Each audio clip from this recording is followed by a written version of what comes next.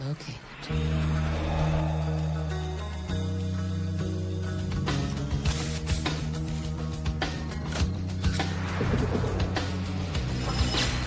Identity confirmed.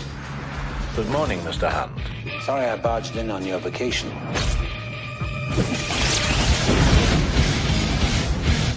Well, Mr. Hunt, I don't quite know where to begin.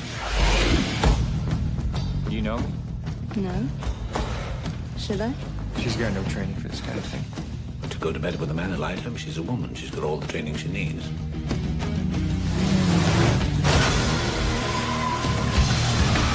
Welcome to Australia, mate. This ain't funny. The mother of all nightmares is on the loose. I don't think I can do it. I mean, it'll be difficult. Very. Well, this is not mission difficult, Mr. Hunt. It's mission impossible.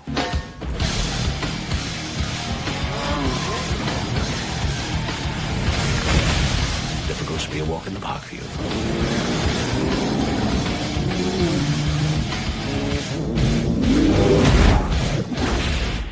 You gotta be kidding.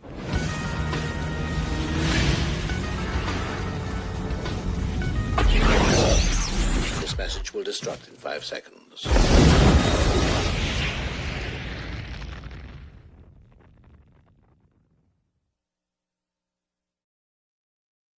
Greetings and salutations. Welcome to the 25th anniversary celebration of Mission Impossible 2, starring Tom Cruise, Anthony Hopkins, Ving, Rhames, and company.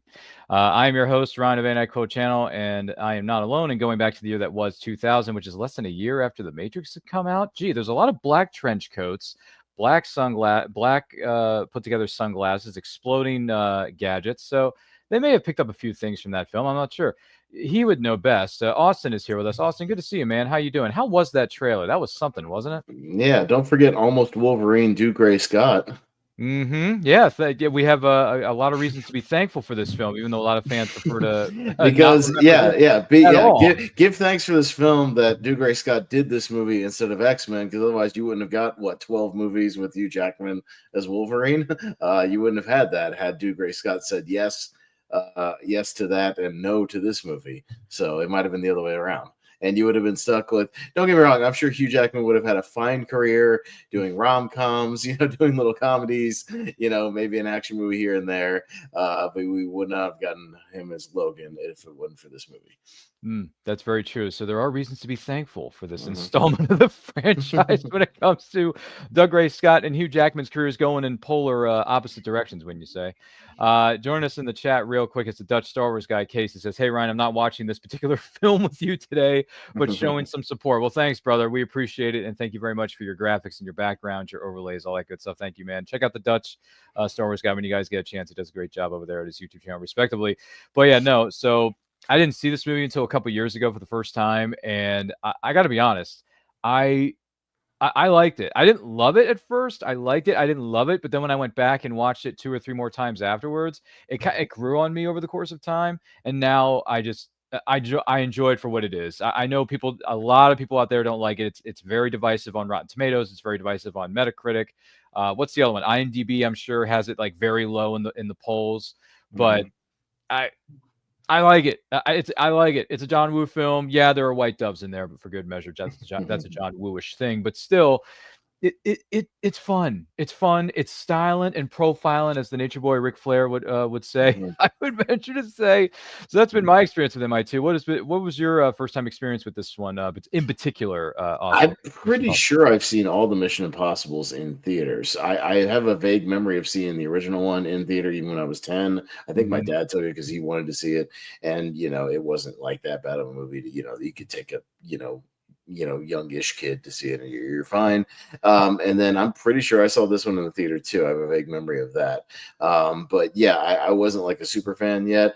Mission Impossible 3 was where I really kickstarted on the series, and I was like, oh, this one's good. I like this. And that's also where I think they found the formula that kind of works for this series, because I've always defended this movie as I think it's a bad Mission Impossible movie, but I think it's a good John Woo action movie, if that makes sense. You know what I mean? I think it's it doesn't have the same kind of formula and magic of the other Mission Impossibles when it comes to like what they figured out going forward as far as like the structures and the formula. But I still think like as an action movie, I still think it's a pretty solid action movie.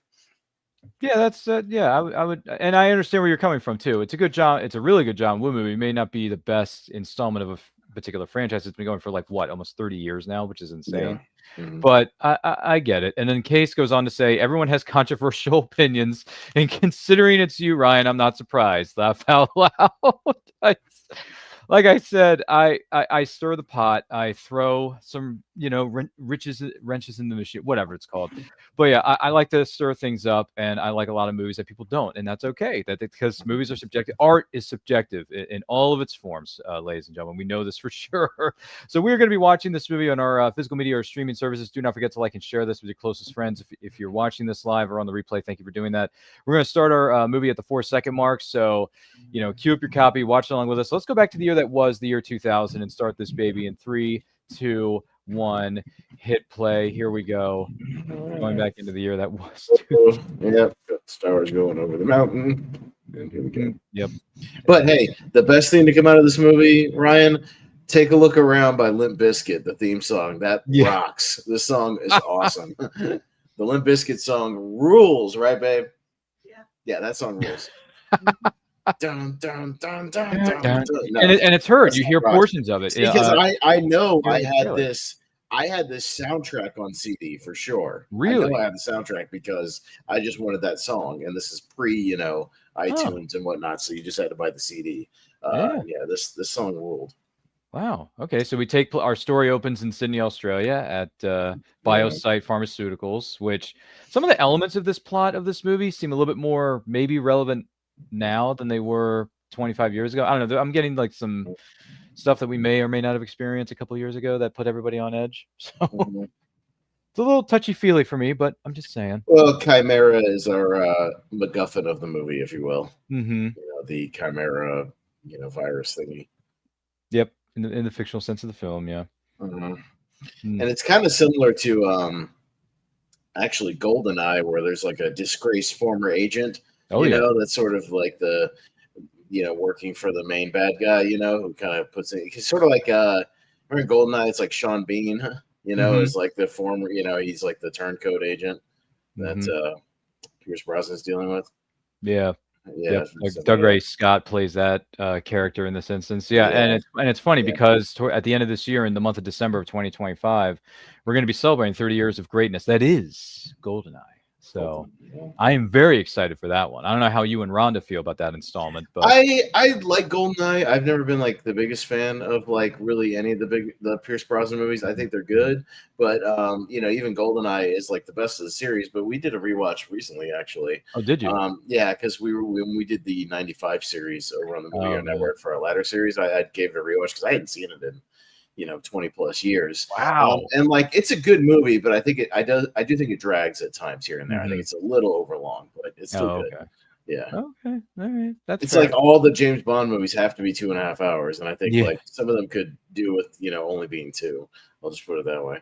I mean, if it makes you feel any better, the shortest one of the whole franchise is Daniel Craig's Quantum of Solace. So. Yeah, and that one's what, 1:45 or something like that. Yeah, but with the cuts and everything, it was probably 1:40, if not credits. I mean, credits. It was probably 1:40.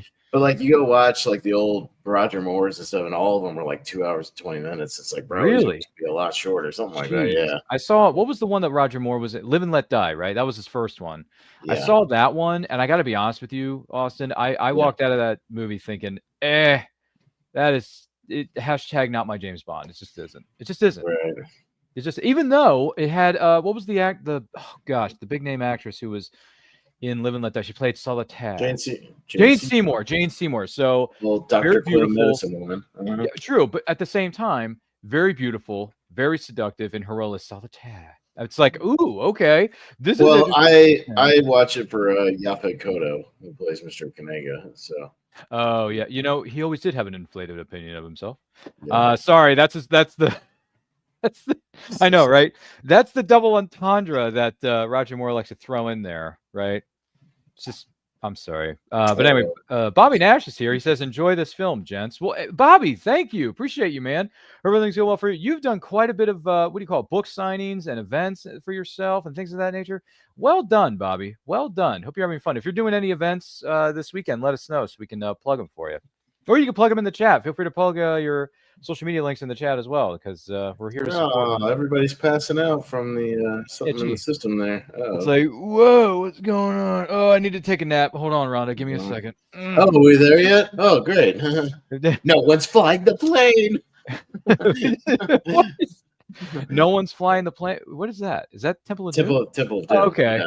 I was like, no one's flying the plane. Because I saw Temple of Doom not too long ago again on hashtag not a sponsor, but Disney Plus has all the Indiana Jones movies. So you're not Dimitri. You really shouldn't. Not Dimitri. Yeah. There's a lot of masks being worn in this film, right? Are there more masks in this movie than the others? MI3 has a decent amount. But they kind of, oddly enough, they kind of use them less and less through the series. Usually each one of the ones in the most recent ones only have like maybe one mask thing, you know? Oh. But yeah. Hey, he's all like Homelander. He's just going to crash his plane and leave. Yeah. Yeah. If you've seen The Boys. Oh, yeah, that's right. I forgot about that. Jeez. But yeah, Dougray Scott, it's funny because I know him from this movie, but the only other thing I know him from is, I know he's done other things, don't get me wrong. But the only other thing I know him is that they replaced him. They recasted Xander Berkeley's character from the Taken franchise. He shows up in Taken 3 as Stewart. He replaces. Well, I mean, I literally think Dougray Scott, and it's not a disrespect to him, is known for just not being Wolverine. That's like the most famous thing about him. Yeah. Is that he was the almost Wolverine. Mm-hmm. Terrain, pull up. Uh-oh. Yeah. That's not good. Oh, yeah, that's right. I see it now. Yeah, we got to pull up. Oh, we're going to hit a side of a mountain. Or a mountain, excuse me. Not good. Yeah. Not a side of a mountain, but an entirety of one, I think. Oh, geez. Whew. Yeah. Mm.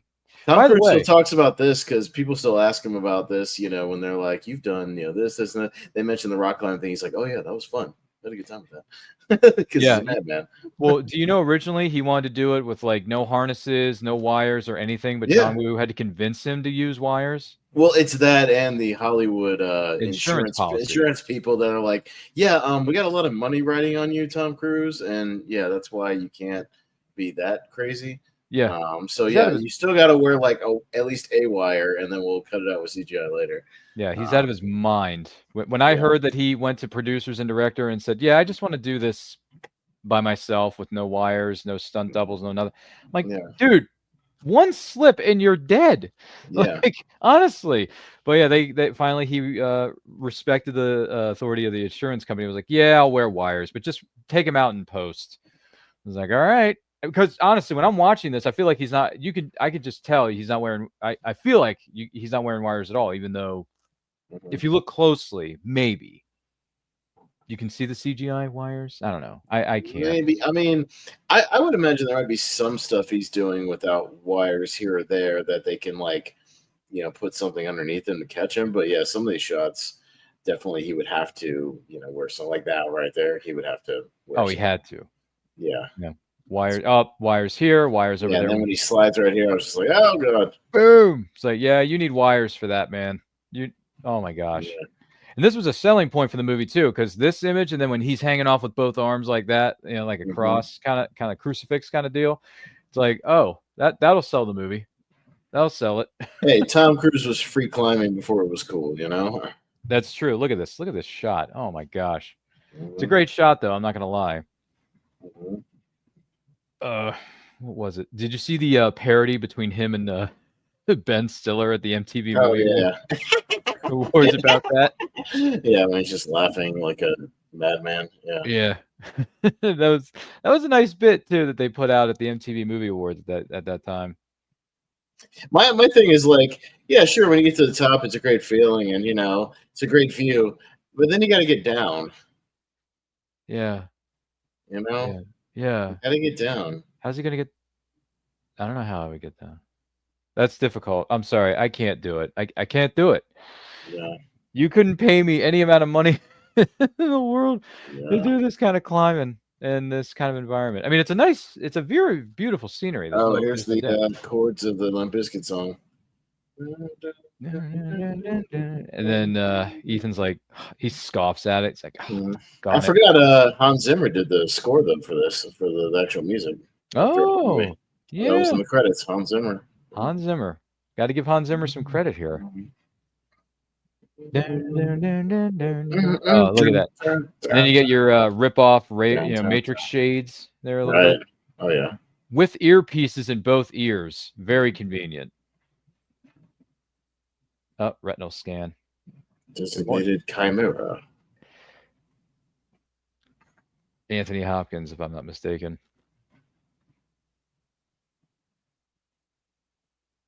But it's essential that the third team member be Naya Noah Hall. She's a civilian, hyper-capable professional thief.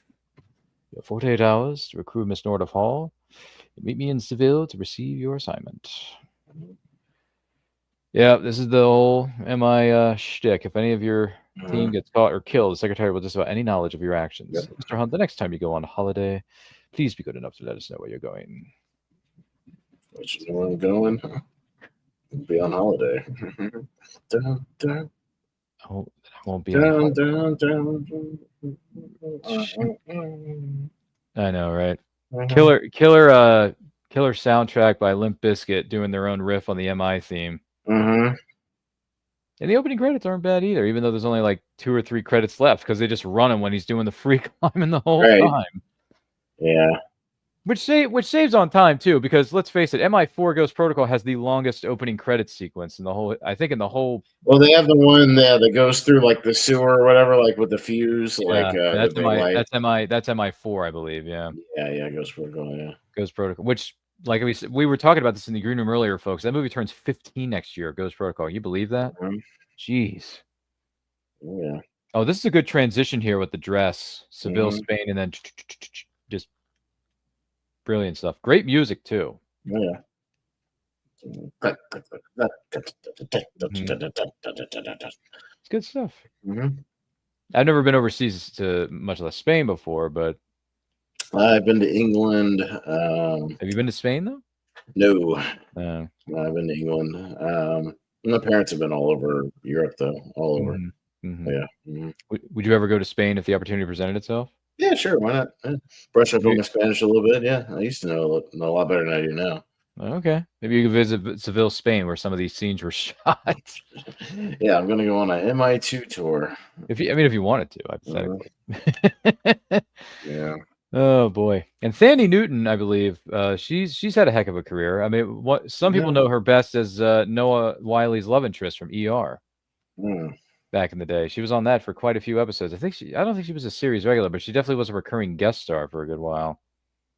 I'm trying to think, what's another movie she's known for? Thandie Newton. She's been in a lot of things actually. Yeah, I'm scrolling through IMDb just because I know, like I know her from something else besides ER. I mean, she's in the movies. She's in movies I've seen, but I was trying to think like what movie I watch a lot that she's in or something. Yeah, I mean, she's in The Pursuit of Happiness. So, oh yeah, that's right. Will Smith. Yeah. That's a good one. She's in Norbit. That's something. Jeez. I was gonna say, didn't that win like 70 Razzies that year? Oh, that's right. She's all over 2012, the disaster movie. She's one of the subplot people in there. Oh yeah, she plays. I think she's the president's daughter. Something like that. Yeah, what's his name? Danny Glover's daughter. Danny Glover's daughter. Yeah. Yep. 2012. I think. I have that on Blu-ray actually. I mean, I guess you could say I'm a sucker for disaster movies. Not all of them, of course, but I did like 2012. I did like it. I mean, it's Roland Emmerich putting everything he had and just going bigger.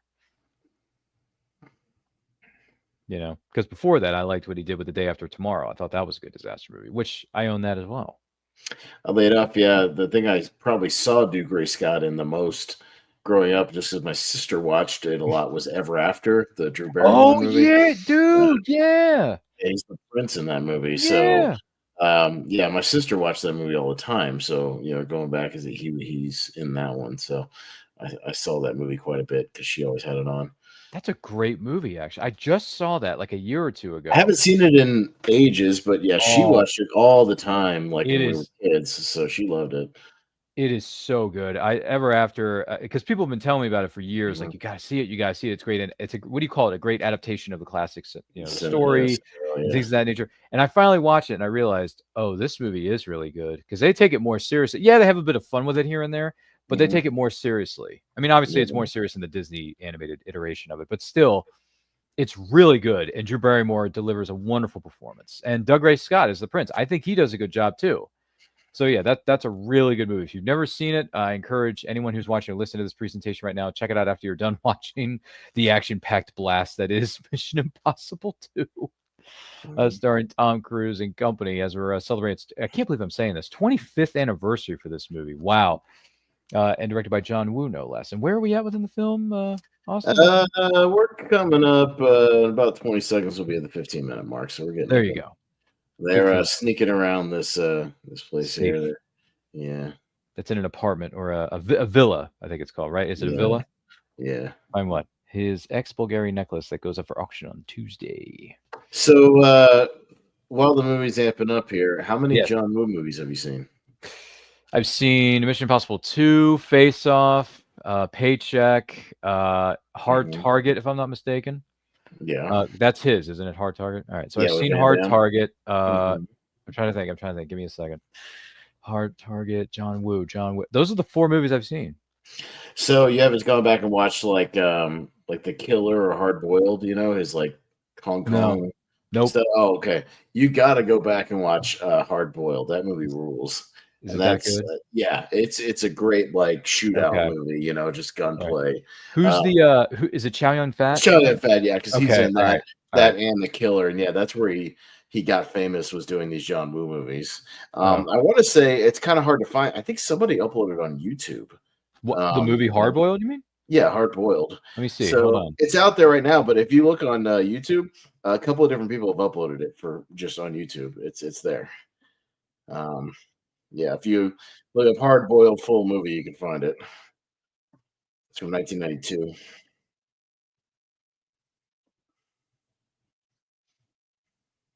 But where it also is now, and you see, it used to not be streaming, Ryan, but where it also is now on a streaming service, it's on Tubi. Good old Tubi. Hey, and I know that one because I've used it dozens of times. We love Tubi's great. Tubi's awesome. It's well, they got a lot of they got some so much stuff. They got some hidden gems on there too, right? Yeah, no, I mean, and it's the best of the free ones. The ad breaks are not terribly intrusive. It's like a 60-second break every 15 minutes or so, which is really not bad at all. Like that's better than cable. Yeah. Way better than Pluto or Plex, which have 2-minute breaks about every 8 minutes, gosh, which is 8 minutes, which is annoying. So like, yeah, that's really bad. I was going to tell you, as much as I like Pluto as a streaming service, because it's a free streaming service, most of the Mission Impossible movies are on there. But every time I watch one, I was watching. What was the movie I was watching the other day? I was watching Rambo: First Blood Part 2, and every it feels like every 8 minutes, if not every 10 minutes, they are taking like 2.5-minute breaks, and I'm like, yeah, it's really dude, bad. I'm trying to watch Rambo. Okay? Yeah, that's why Tubi is not bad. It's like every 15 minutes, and they keep the breaks to about 60 seconds, which is really not that bad. I mean, flip open your phone for a second, look at 1, 2 things, and you're right back in it. It doesn't feel like you're terribly intrusive with the movie. It's pretty good. I like Tubi a lot. Tubi's great. But to answer your question from earlier, Austin, because I didn't do this sooner, Hard Boiled, I did find it, so it's cool. I can go in there and find it. It's easy. There's 3 or 4. There's like 5 versions of it on here. So yeah, Hard Boiled is great. Go watch that. They have a great There's a 4-minute unbroken shootout. Are you serious? It's a one take unbroken shootout, and what they actually did with it when you watch it. They have this shootout. They're like in a hospital. Yeah. So they have a shootout and they're shooting, blah, blah, blah, blah, for like 2 minutes. The 2 main characters, the detectives, go into an elevator for about 30 seconds or 40 seconds, have a quick dialogue. While they're in there, the production people change the set right outside the elevator doors. And within that, 45 seconds, and they open it back up and continue the shootout. It's all one shot. It's great. All right, I'm So, gonna have to yeah. look this is yeah, I'm definitely looking this up. Good thing it's on. Really Good cool. thing the movie fans out there that we know that we don't know who they are, but they Yeah. posted it hard boiled on YouTube. So there you go, folks. It's there. It's Yeah, true. I yeah. looked it up. It's there. It's Because not. it It's was not it a was ruse. really hard to find for a long time. I have a Blu-ray of it, like a Do hard you? Blu-ray. I have these Dragon Dynasty Blu-rays Oh, jeez. that like were in print for a while and they're out of print. Really?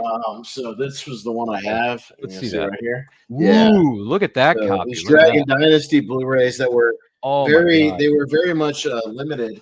I picked up a whole bunch in my movie stop days when I was buying all Yeah, kinds baby. of stuff. So I have a lot of those that are out of print. There's a Fist of Legend with Jet Li that's out of print that I have. Yeah, there's a couple of things they put out back in the day, but yeah. That's cool. Dragon Dynasty. Wow. But I also like Wind Talkers a lot. His war movie with Nick Cage. I'm a fan of that movie. Oh, like it. I know of Wind Talkers. But I didn't know that was a John Woo movie. Wind Talkers is a good movie. It's a good war movie. I think it's underrated. I like it a lot. It's about the Navajo code talkers, and it's really good. Is that on Tubi? I don't know. That's I a have good it on question. DVD, but That's a good it's question. probably streaming somewhere. It could be. Anybody know? By the way, Brian Nussbaum's here. He says Tubi is the best place to watch documentaries. I was able to watch not one, but 5. Count them, 5 documentaries when I did best documentaries tournament fights. Guess what? My gosh, Brian.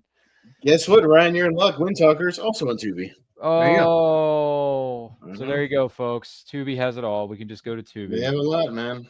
We can watch some documentaries. We can watch some hard boileds, and what was the other one? I feel like driving like this on the side of a cliff is very dangerous, Ryan. But you know, true. But they kind of demonstrated that on GoldenEye too. Yeah, because GoldenEye they did a similar car chase between who was it? Pierce Brosnan and Famke Janssen. Yeah. So I'm surprised. You know, I don't know if it's playing or not, but I could have used the dun dun dun dun dun. You know, a little bit of Limp Bizkit. In this one, Brian goes on to say Judgment Night is also available on Tubi. What is Judgment Night? Judgment Night is a great One Crazy Night movie directed by Stephen Hopkins, who directed Predator 2. Oh, dude, and Predator 2 turns. Yes. Yeah. When are we doing that? By the way, when are we doing that one? Let's look at. Do you want me to? Let's look at the schedule here, folks. Look at the schedule, man, because you know I'm your main guest for that one. You know. Well, right? yeah, you are because you're the biggest fan. Big fan of that movie that you know, yeah. All right, let me see. And the only person that owns a T-shirt of Predator 2. Well, you definitely you only own the T-shirt, but you also have all the Predator movies on the digital streaming service that I use, that you and I use. So, yay, by the way, because then I can go back and watch all the Predators. Sure. Let's see. Let's look for Predator 2. Where are you? I'm trying to think of where it was. I just saw it a second ago. Mm-hmm. It's not in August. It's where? Here it is. Friday, October 17th. Oh man, we're doing it in Halloween season, folks. Halloween season for Predator 2 is going to drop on Friday, October the 17th. Predator 2 turns 30. That's what it says here in my notes here. So it's on the sheet. It's on the sheet. So October 17th, mark it down. It's on a Friday, 7 o'clock Eastern, as we always do it. But anyways, what I was saying about Judgment Night. So yeah, it's a One Crazy Night movie. So essentially, you know, it all takes place in one night. It's Emilio Estevez, Jeremy Piven. Who else is in it? I'm forgetting one of the main guys, but it's a group of guys. They're trying to get to like a boxing match in an RV. They're all piling in an RV to get in there. And Cuba Gooding Jr.'s in it as well. Yeah. Oh, Cuba Gooding Jr. They're all trying to get this place, and they get sidetracked. And then they accidentally, like in this alley, as they're trying to take a shortcut, they witness like a kind of like a gang shooting, and so then they start getting chased. But it's not like a kind of like a Boys in the Hood kind of gang. It's a kind of a gang run by Dennis Leary. And he's great. Dennis Leary's great in this movie. He runs the gang. He also has Peter Green is like his main henchman. He's the guy in the mask, the main dude from the mask. So, Martin. You'd recognize. He's in Pulp Fiction as well. Yeah, you hear me talking, Hillbilly Boy. Yeah, that's him. So Peter Green's in it. Yeah, a lot of people you recognize, and it's just then they're kind of on the run, from this gang, middle of the night, in this sort of warehouse district. It's really, really good, tight movie. And it's also John Woo or. No, that was Stephen Hopkins. Stephen Hopkins. I'm sorry. Yeah. Yeah. Okay. All right. Well, thanks for telling us, Brian, that Judgment Night is available to stream for free on Tubi, which apparently Tubi is right. I mean, it's rising in everybody's ranks as like the best, if one of the best streaming services on the planet. So So no surprise, we're during the Mission Impossible 2 watch along. We're talking about other things and tangenting. well, I mean, we still kept it semi on the rails with John Woo's filmography. Yeah, I'm talking about John Woo. We're talking about a few of the Stephen people Hopkins, in this movie. who directed Predator 2, which is an underrated sequel in my opinion. I think it's a good sequel personally. It's an awesome sequel. I think it's a bit underrated, to be honest. I think it's pretty great. But and Austin and I can go back and watch it anytime we want because the funny thing is it's a Fox property, right? So when you go on Hulu/Disney Plus, all the Predator movies are there, including the Alien movies, because they're all Fox properties. So Anthony Hopkins here popping in. Mm-hmm. And then next year, what's his face? What's the name of the movie? 1986. Oh yeah, Aliens turns 40 next year. How about that? That is my favorite movie of all time. And we're going to be sitting here with the president of the fan club, Austin, here to commentate during Alien's 40th birthday, which I'm sure you're excited for. Yeah, no, of course. Next year. Even though we got it multiple times to celebrate, yes. Multiple times, not just once. Anthony Hopkins as the, I guess he's the secretary for the MIF. Why is there a different secretary in every movie? Every movie, there's a different movie. There's a different guy. It's like it's Henry Czerny in the original, and then it's him. The third one has Lawrence Fishburne in one movie, then he disappears. Then Tom Wilkinson for like a little bit till he dies.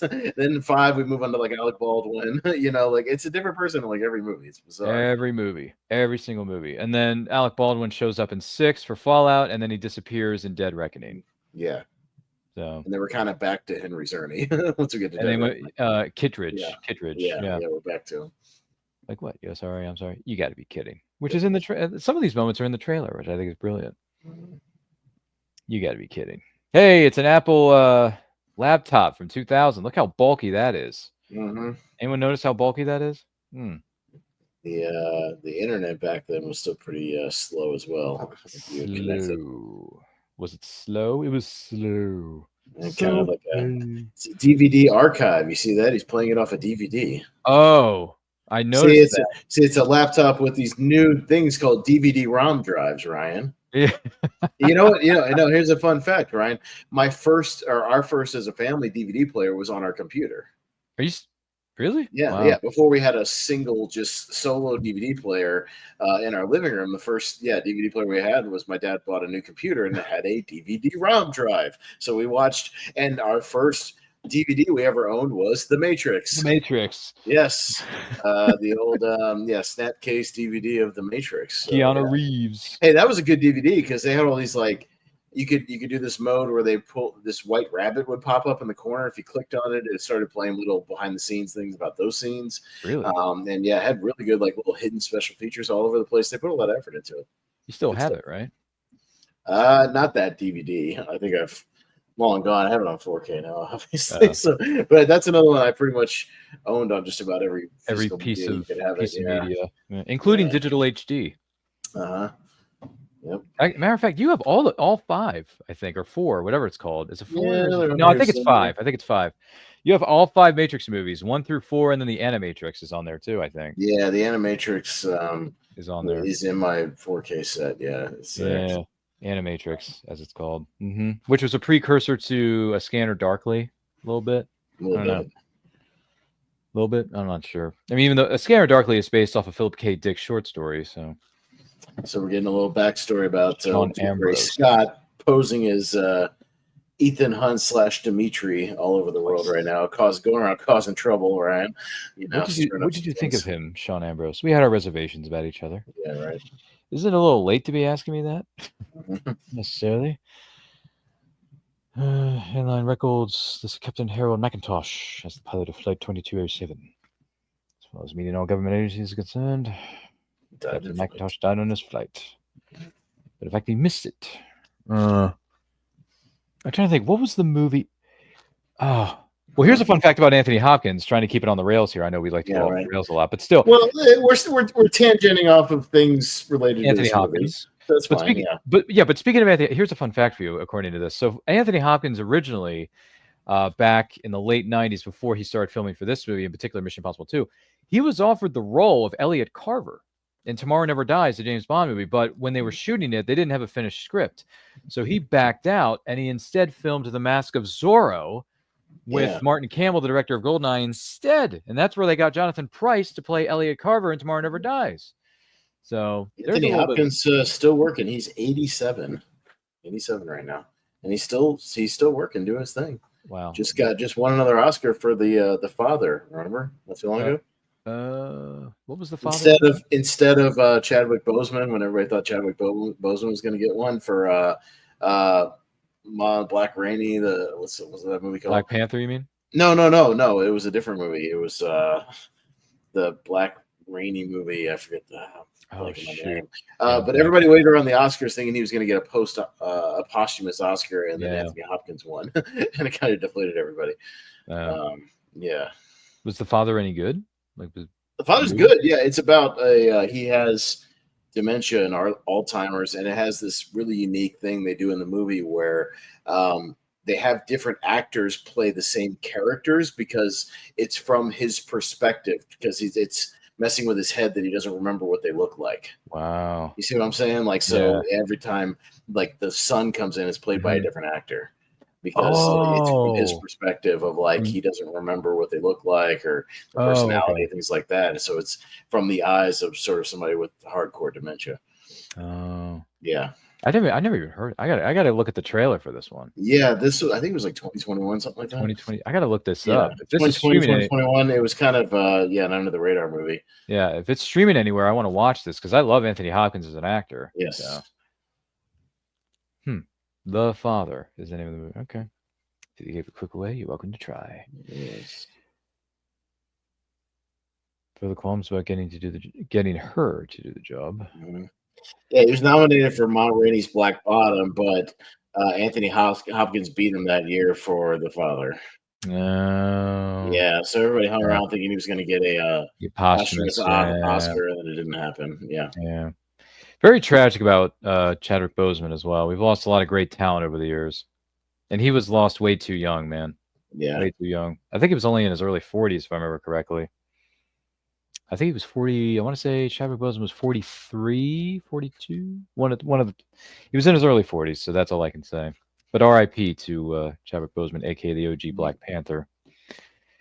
I think his sister Shuri is the new Black Panther in the MCU timeline. Yeah. I can't remember. Are they going to replace her in the next movie or something? I don't know. I wanted can't remember. Homeboy to become Black Panther, the guy from the other tribe. M'Baku, whatever. Yeah, M'Baku. Yeah, I thought. Yeah, whatever happened to him? Why couldn't he do it? Yeah, he's in the sequel, but I always thought he would, he could have stepped up and been. He would have been great. I mean, the guy is jacked too. He's huge. Yeah. Well, then he's already established, a warrior character. Yeah. And I just thought, that could have bumped him up into a more prominent sort of A-list role. Yeah, it would have been nice. I mean, they're rumored they want to bring back Michael B. Jordan now as Killmonger, even though he's dead. Make him the new Black Panther since he's a star. But maybe they can use that machine of theirs and go into the multiverse and pull an alternate version of it.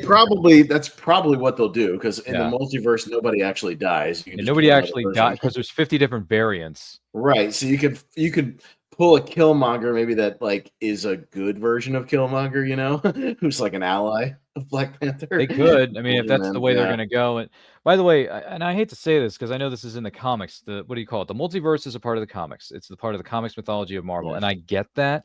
But the fact that that's your excuse for killing off characters and bringing them back is like, oh, we'll just get their Earth 50, Earth 42 variant. I'm like, there's no stakes. Yeah, there's no stakes in the MCU. That's what I've always argued. If when you start dealing with multiverse, then it doesn't matter if somebody dies, because Gamora can die. Now we just have another Gamora, from a different timeline, and so it doesn't matter. Well, the same thing happened with Robert Downey Jr. He dies, but they're bringing him back as Dr. Victor Von Doom, and I'm like, what the heck? I mean, I know there's an alternate version of Doom as Stark in the comics, but why do you have to adapt that? Why can't you just... It seems cheap. It seems like cheap heat. That's what I'm saying. Why can't you just get a new actor to play the actual Earth 1 version of Victor Von Doom, like they did in the 2005 movie with, by the way, that actor passed away too. Yeah, Julian McMahon passed away recently, which, by the way, RIP to him, because I liked his iteration of Dr. Doom. He was believable. Mm-hmm. So I mean, not counting the debacle that was Rise of the Silver Surfer, which wasn't his fault, but he was good in both of those movies. So it's like, and by the way, did you hear that they were going to bring him back as one of the Doctor Doom variants in Secret Wars or Doomsday, whatever it was called? He was going to come back had he not, unfortunately, passed away. Okay. So I would have been like, hey, that would have been cool. But then again, you're pulling from the multiverse. You're not using like Earth 1 tools. So I don't know. I have a problem with this whole multiverse. I don't understand it. I don't understand it. It's too much. It's too much, Jerry. It's too much. But you know, hey, what's that movie that's coming out? It came out today. Fantastic Four: First Steps. So you gonna see it or no? I'll see it on Sunday. I'm not rushing, right. but yeah, I was busy today, but I'm gonna see it on Sunday. Nice. Let us know what you think of it, because early reviews have been very good for it so far. We'll see. I've been very hit or miss with the MCU since Endgame, so I don't know. We'll see. We'll not get it without getting into spoilers, because the biggest fan on the planet hasn't seen it yet. I know it's me. It's terrible. Yeah. But what'd you think of the new Superman? What'd you think of him? Again, mixed bag. Okay, I think I overall am positive on it overall, but it's not a strong positive. It's like a lukewarm positive. You know, I thought Corn Sweat was good overall. I thought he had good chemistry with Lois. Rachel, I thought the parents were good. I wanted to see a little more of them, but I thought the parents were good. I like Mr. Terrific and Guy Gardner, I like both of them. Hawk Girl is useless. She doesn't need to be in the movie. He's completely useless. Wow. A lot of the other people at the Daily Planet are useless, have nothing to do. Nah. Even Perry White, like they're just useless characters. No. Yeah, Crypto bugged me because he had to save Superman in every fight, which bugged me. Superman's the most powerful being out there, and he needs his dog to help him all the time, which is Crypto, weird, which is weird. Little goofy at times. I still personally think Man of Steel blows it out of the water, like not even close. So yeah. Okay. All right. Well, like I said, I've yet to see it. I got to go to my local. But I'm going to give it another shot, you know, down the road. I don't know if I'll see it again in theaters. We'll see. But I mean, I'll buy the Blu-ray and I'll watch it again. You know, see what it is. So I didn't hate it. I thought I was going to hate it. I didn't hate it, but I didn't like overly love it either. It's a mixed bag.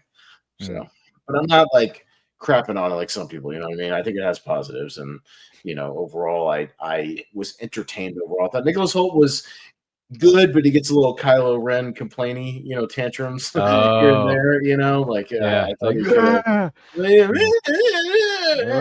like it's just it gets a little tough. Yeah, I like Nicholas Hoult as an actor. He's a really good actor that I like a lot. All right, so you know, yeah, it has its positives, it has its negatives, but I'm not, you know, coming on to crap all over it or anything. So no, I gotcha. Like I said, I'm more of a Man of Steel guy. I love Man of Steel. I love the themes in that movie. I love that. I love the you know the stuff with like Jarrell and Russell Crowe. I think it's just really deep, and good, really well written. So good. And just a lot of the sequences are great. I love the action in that movie. It's just I love that movie so much. It's really good. Yep. I rewatched Man of Steel leading up to the release of this new one. Yes. So Rhonda had never seen Man of Steel. She had never seen it, but she had seen Batman v Superman, which was odd. You went out of order there, producer in the background? Yeah, she went out of order. I was like, you have no reference point to like what they're referencing in BVS. This whole trial is out of order. Rhonda's out of order. You know, I'm just sorry. That's a Pacino thing, but still, have you seen Man of Steel, Rhonda, or no? Yeah. Yes, now we watched it. Did you like it? Did you enjoy it at all?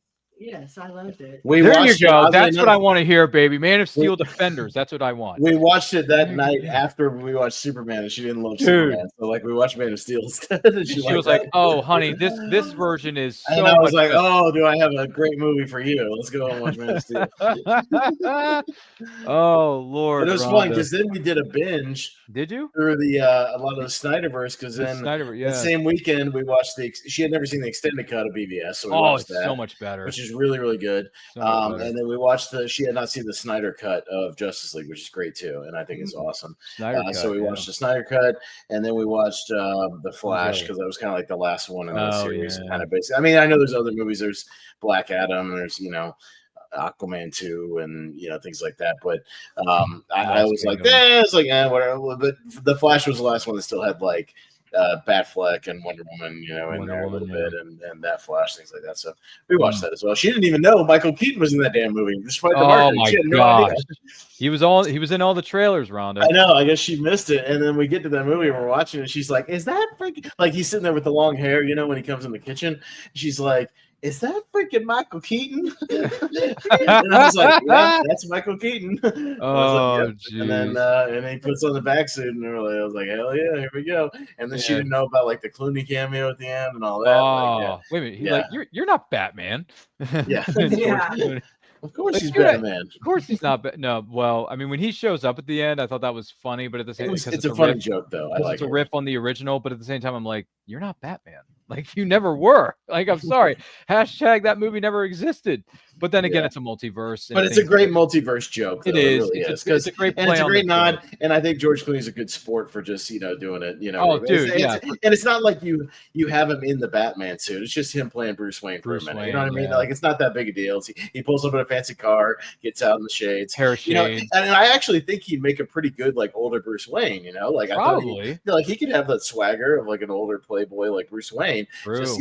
He's not very believable as Batman. That's all. So, I thought it was a great joke. I thought it was a great little nod. It's a riff. I think he's a good sport because he's always ragged on his own movie too. And he always apologizes to the fans. He gives them he's always back. Yeah, so he's a good sport about it. I thought that was a good. He was way. good. That was a good way to like. Look, I get it. Here's my acknowledgement. Now we can move on. You know what I mean? Yeah. Like, yes, I played Batman. And Ezra said it best. Wait a minute, you're not Batman. Like, you're not Bruce Wayne. Who are you? But yeah, no, when Keaton shows up, was it Rhonda? When he shows up in the trailer and he said, and then Ezra's about to pass out, he's like, wait, you're, yeah, I'm Batman. And I'm just like, you want to get nuts? Let's get nuts. Yeah, it was great. It was great. It's good stuff. Yeah. Mm-hmm. Well, congratulations, Rhonda. It took you 12 some odd years to get to the greatness. Yeah, it took you 12 years, Rhonda. 12 years. Well, we were on our way to see Superman or like the day of or something. She's like, I'd never seen Man of Steel. I was like what? I was like, but you said you saw BVS. I was like, how do you see BVS and not see Man of Steel? You got to correct like a direct follow-up. And I was like, we got to correct that tonight. So that's really good. That was brilliant. Yeah. Well done, Rhonda. Well done. Well, and when I met her, she had not seen Dark Knight. Oh my gosh. She had seen Batman what is Begins. Happening, Rhonda? She had not seen Dark Knight. And I was like, well, we got to watch that. And I was like, how have you not seen it? Because she's also a huge fan of 10 Things I Hate About You with Heath Ledger. And I was like, great movie. You've got to see the movie Heath Ledger won an Oscar for. He disappears in that role. Yeah, he's so good. And it was good. Yeah. Man, what a marathon you must have had. We've had all kinds of good marathons. And I'm showing some good stuff. Man. Yeah, we've seen some good stuff. It's always exciting, like showing people movies that, are awesome that they haven't seen. Because, hey, sometimes, and, I don't. Ryan, like some people get, they get up in arms. They're like, what do you mean you haven't seen this movie, that movie? True. I say it in a playful way where I'm envious you get to experience this movie for the first time. That's true. I can't ever have that experience again of like watching Aliens for the first time. Like I can't have that. I'm so ingrained with that movie. And you have it in every movies. Yeah, like I've lived with that movie for so long, or Tremors, or The Mummy, or whatever it is. Like these movies that I just love so much that when somebody is about to watch it or something and they've never seen it, I'm like, I'm envious of you. You get to watch it with new eyes and experience this for the first time. It's pretty cool. Wow. So, congratulations, Rhonda. That's you finally realized how. And listen, I haven't seen this new iteration of Superman yet, so I'm not going to judge it before I see it. But I will say I did a rewatch of Man of Steel leading up to the release of this new iteration of Superman. I got to tell you, it's strong stuff. Man of Steel is strong stuff, and I'm not just saying. Like honestly, like if you look at the character work between him, Crow, Costner, Diane Lane too. Don't forget about Diane Lane. Like it. I think Michael Shannon as Zod is amazing. Like I think he owns it, man. So good. Yeah, he owns that role so hard. Like way more than committed. Look, Terrence Stamp is fun in the original one, but dude, he's Michael committed Shannon to bringing is Krypton back from the dead. Like he wants so Krypton committed. to come back so badly that he's willing to do whatever it takes to get it there, right, Rhonda? So it's just great performances all right. So I did a rewatch of Man of Steel like the week of, or like the day before the new one came out, and I'm thinking to myself, the little things that he does, because he wants to reveal use his powers because he gets bullied every time someone pushes his buttons. He wants to use his powers to break someone's neck or whatever the case may be. but his father is the one that says, hey, you got to decide what kind of a person you ultimately want to be. So he keeps those thoughts in the back of his mind. It's like, well, if I use my powers now, people are going to think I'm a bully. People are going to think I'm, you know what I mean? Like if you use your powers against the bully, then you're just as bad as the bully. But he holds back, right? So the scene where he grabs the metal bar and it starts to crack, you know, when he's a little boy. Remember that one? And then when he's in the bar and the guy's messing around with the bartender, you know, his coworker bartender, and she says, it's not worth it, sweetie. It's like, that's just, it's just great acting. It's great acting. It's so good. That whole bar scene I thought was great. It's a small scene, but it's so impactful. Yeah. You know? And then it's funny that no one can hear him breaking this guy's truck right outside of the bar and putting it on the power lines, Rhonda. I'm thinking to myself, did no one think to go outside if there was a noise being made outdoors? Did you ever think of that? A little bit of suspension of disbelief there, Austin, but still. He broke the guy's truck in half and he stuck it on a group of or logs. So I thought that was kind of funny, right? I don't know. That's just me. But yeah. Dougray. Dougray. By the way, one of the things that happens during the, what do you call it? We're almost at the second half of this almost. I mean, we're like in the 45 minute, wherever we are in the movie now. There's a lot of slow-mo being used when she gets rescued when she gets spurred from prison. Well, yeah, that's a John Woo thing. It's a total, yeah, she goes from prison. If you watch Wind Talkers, the war movie, like I like the story of the movie, like the Navajo Code Talkers and all that, but it also has those John Woo things, like in the actual war scenes where like there's a lot of like slow-mo and a lot of like, and slow shooting and things like that. So it's still got that, but it's good. Somebody's gonna get their finger chopped off. A little bit of a torture scene here, just out of curiosity. With the cigar cutter thing, yeah. I'll take my cutter back. Riches. Sorry, that's a line for Too Fast, Too Furious. But still, ladies and gentlemen, for those of you wondering what the Bantha fodder is going on, we are attempting, even though we're way off the rails here. This is the 20. But hey, listen, all three of us here, because you can't see our producer behind that curtain.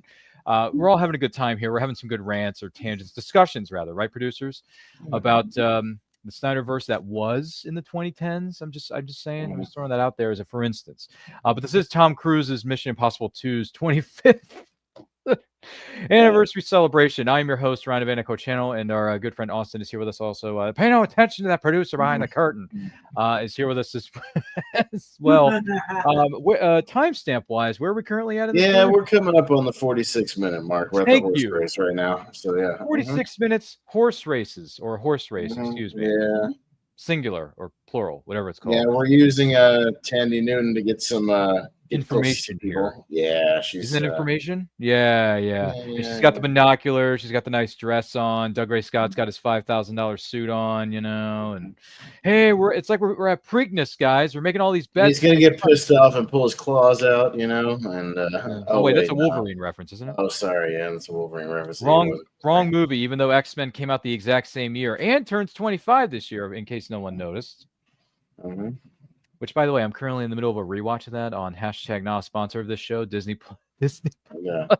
Even though you personally, have all the X-Men movies on digital, so well done, Austin. Well done. You got them all. You got the OG trilogy. You got the reboot trilogy. Well, that's when I bought the 4K sets of both the original trilogy and then the 4K set of like the first class stuff. Yeah, that sort of thing.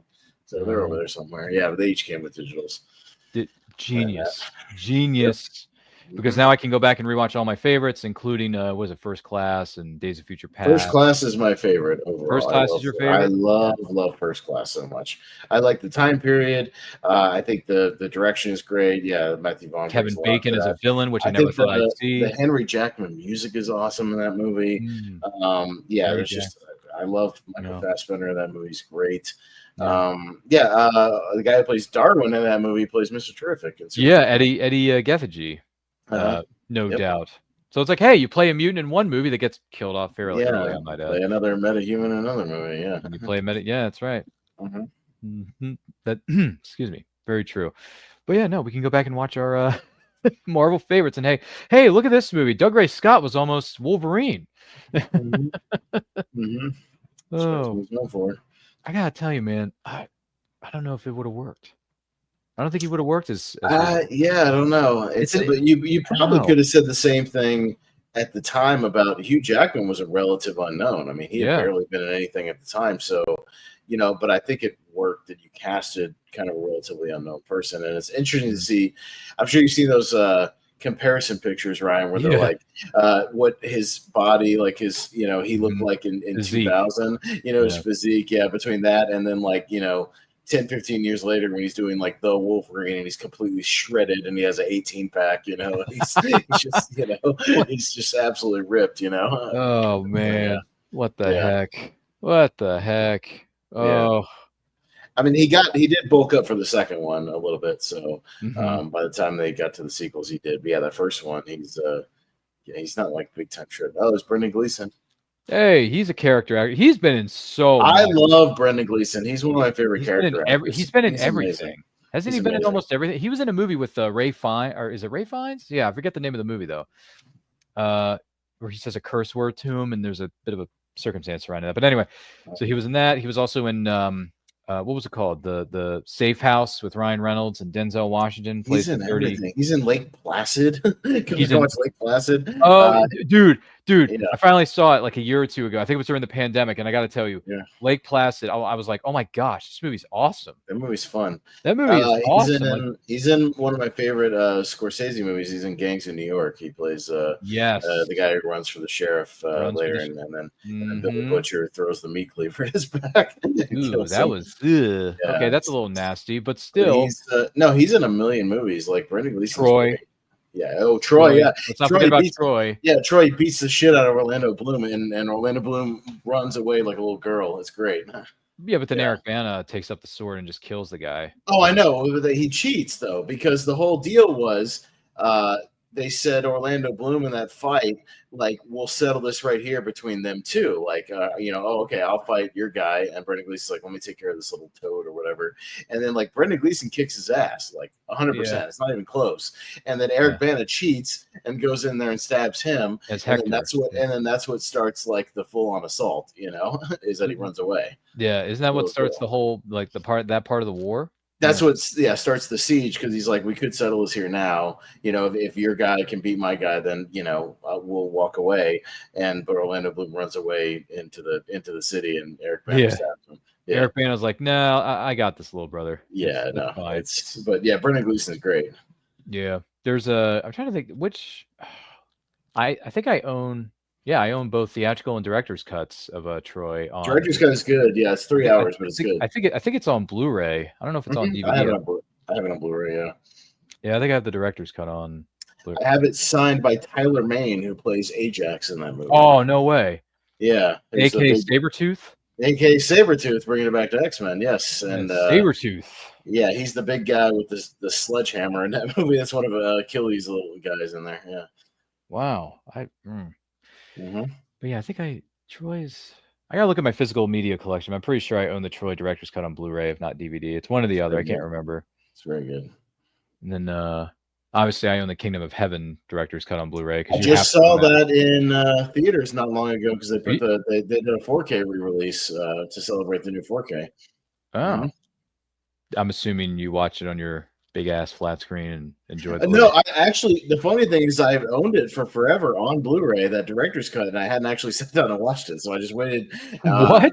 But then it came out in theater, so I just watched it in the theater. Well, how was it in the theater? It's awesome. No, that movie's great. I think it takes a little while to get going.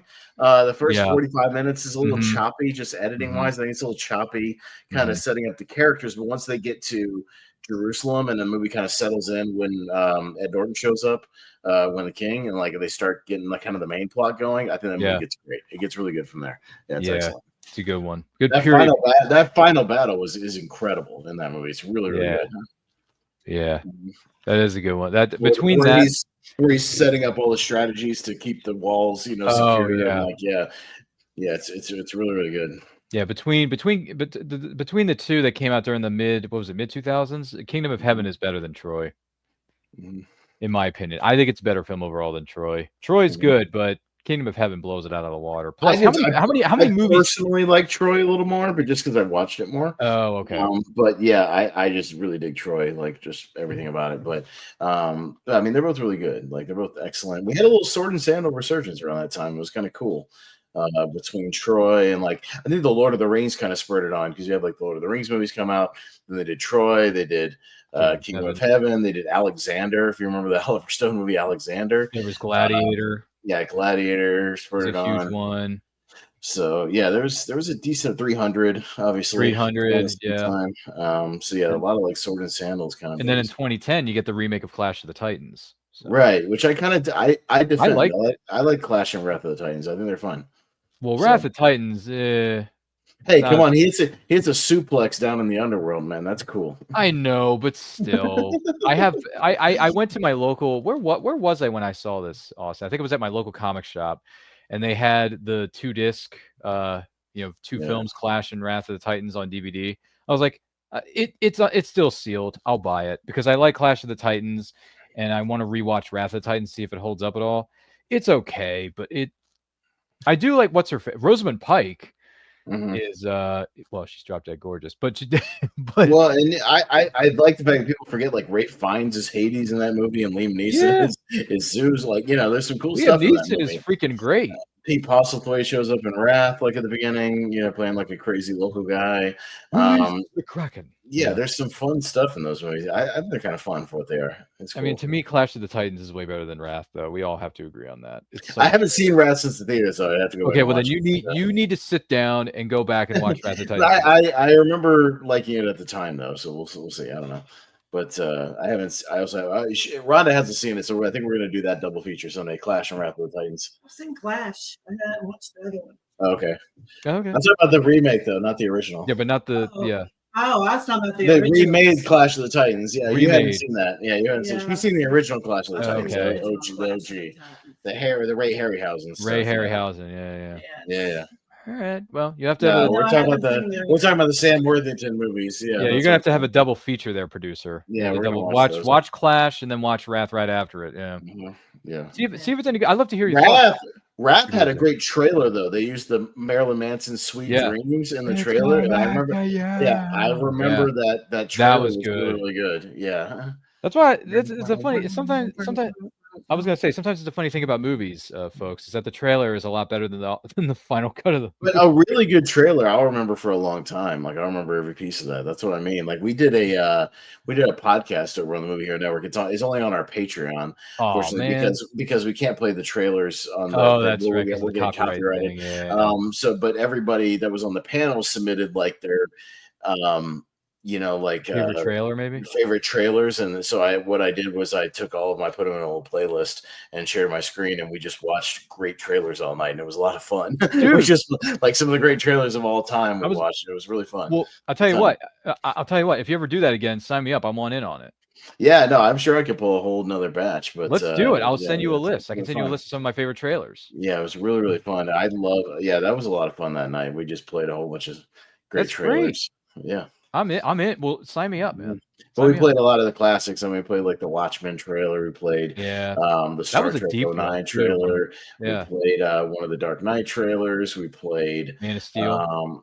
Man of Steel. Dude, the Man of Steel, both trailers 1 and 2 are just all 3 of them are great. I love all 3 of them. Yeah, we played the Days of Future Past trailer. The one that was like, I don't want your suffering. Yeah. Oh my God. Your future. Yeah, it's a great trailer. Please, we need you to hope again. I was like, it's such a great trailer.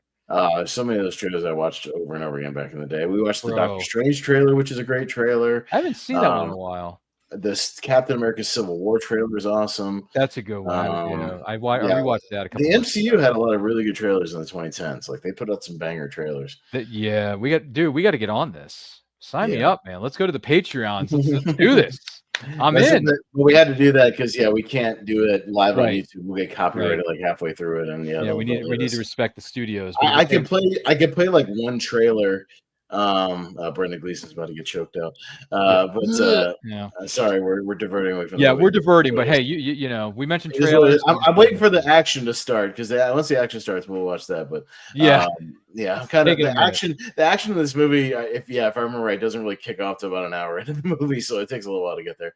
Yeah, because the whole first hour is just the setup with her it's all character the and trying to setup with steal her the running information, around, and they're tracking her, and and then she's stealing the infiltrating. information. Yeah. Yeah, and then Brendan So- Gleeson gets choked out, and he gets put in a hospital room or something like that. Like you know what I'm saying. So yeah, this is feeling like when we did Sudden Death, the Dirty Harry movie. Dirty Harry. Have you tangenting for 2 by the way, hours. all right, great question. Have you seen the footage of that watch along that we did produce? Because that one was No. Okay, Oh, man. we talked like almost none Dude. about the actual Clint Eastwood movie. go It was back and all watch just the tape, Rhonda. it was 2 hours of random movie 2 hours tangents, of the whole thing, like Yeah. random movie tangents, quoting other movies. We talked a little bit here and there, like this, that, and the other, but and then it got a whole bunch of views, and we were baffled by it. We were like, what? How did this get a whole bunch of views of just us yapping about everything other than sudden death the entire time? It was pretty fun. Get on. Yeah, you should watch that tape, Rhonda. It's pretty fun. Yeah, I don't mind tangent. Yeah, we just have we're talking movies. It's no big deal. Yeah, a lot of them spur off of something that's happening in the movie. We'll talk about something else. Yeah, if you want to hear how what was it Austin was before you started dating him, check out the footage. Yeah. I'm serious. If you want to go back and look at some of the history of our commentaries, which are a lot of fun, by the way, go back and watch. By the way, it's one of our highest rated videos on our channel. Did you know that? Yeah. Yeah, Even, it's one of the most watched videos. But again, it's bizarre because we barely talk about the actual movie, so I don't know how that one of all things. You know what I think it is? You know what I think it is, Austin? Rhonda? Yeah. I think it's the thumbnail. I think that's why it gets so many views. Maybe. Yeah. But feel free to check out the footage, Rhonda. It was a lot of fun. Go ahead, make my day. Like we were quiet during that scene, but other than that, we watched a few of the scenes, we were talking about that, but there's a lot of stuff where they were just doing the procedural junk, and we were just tangenting to everything else under the sun. I mean, I think literally anything and everything. We were talking about Batman. We were talking about random other stuff. DC Comics or something. I don't know. It was weird. Ray Lisa's freaking out. I think he's panicking in the hospital room here. But it was fun though. He's in trouble.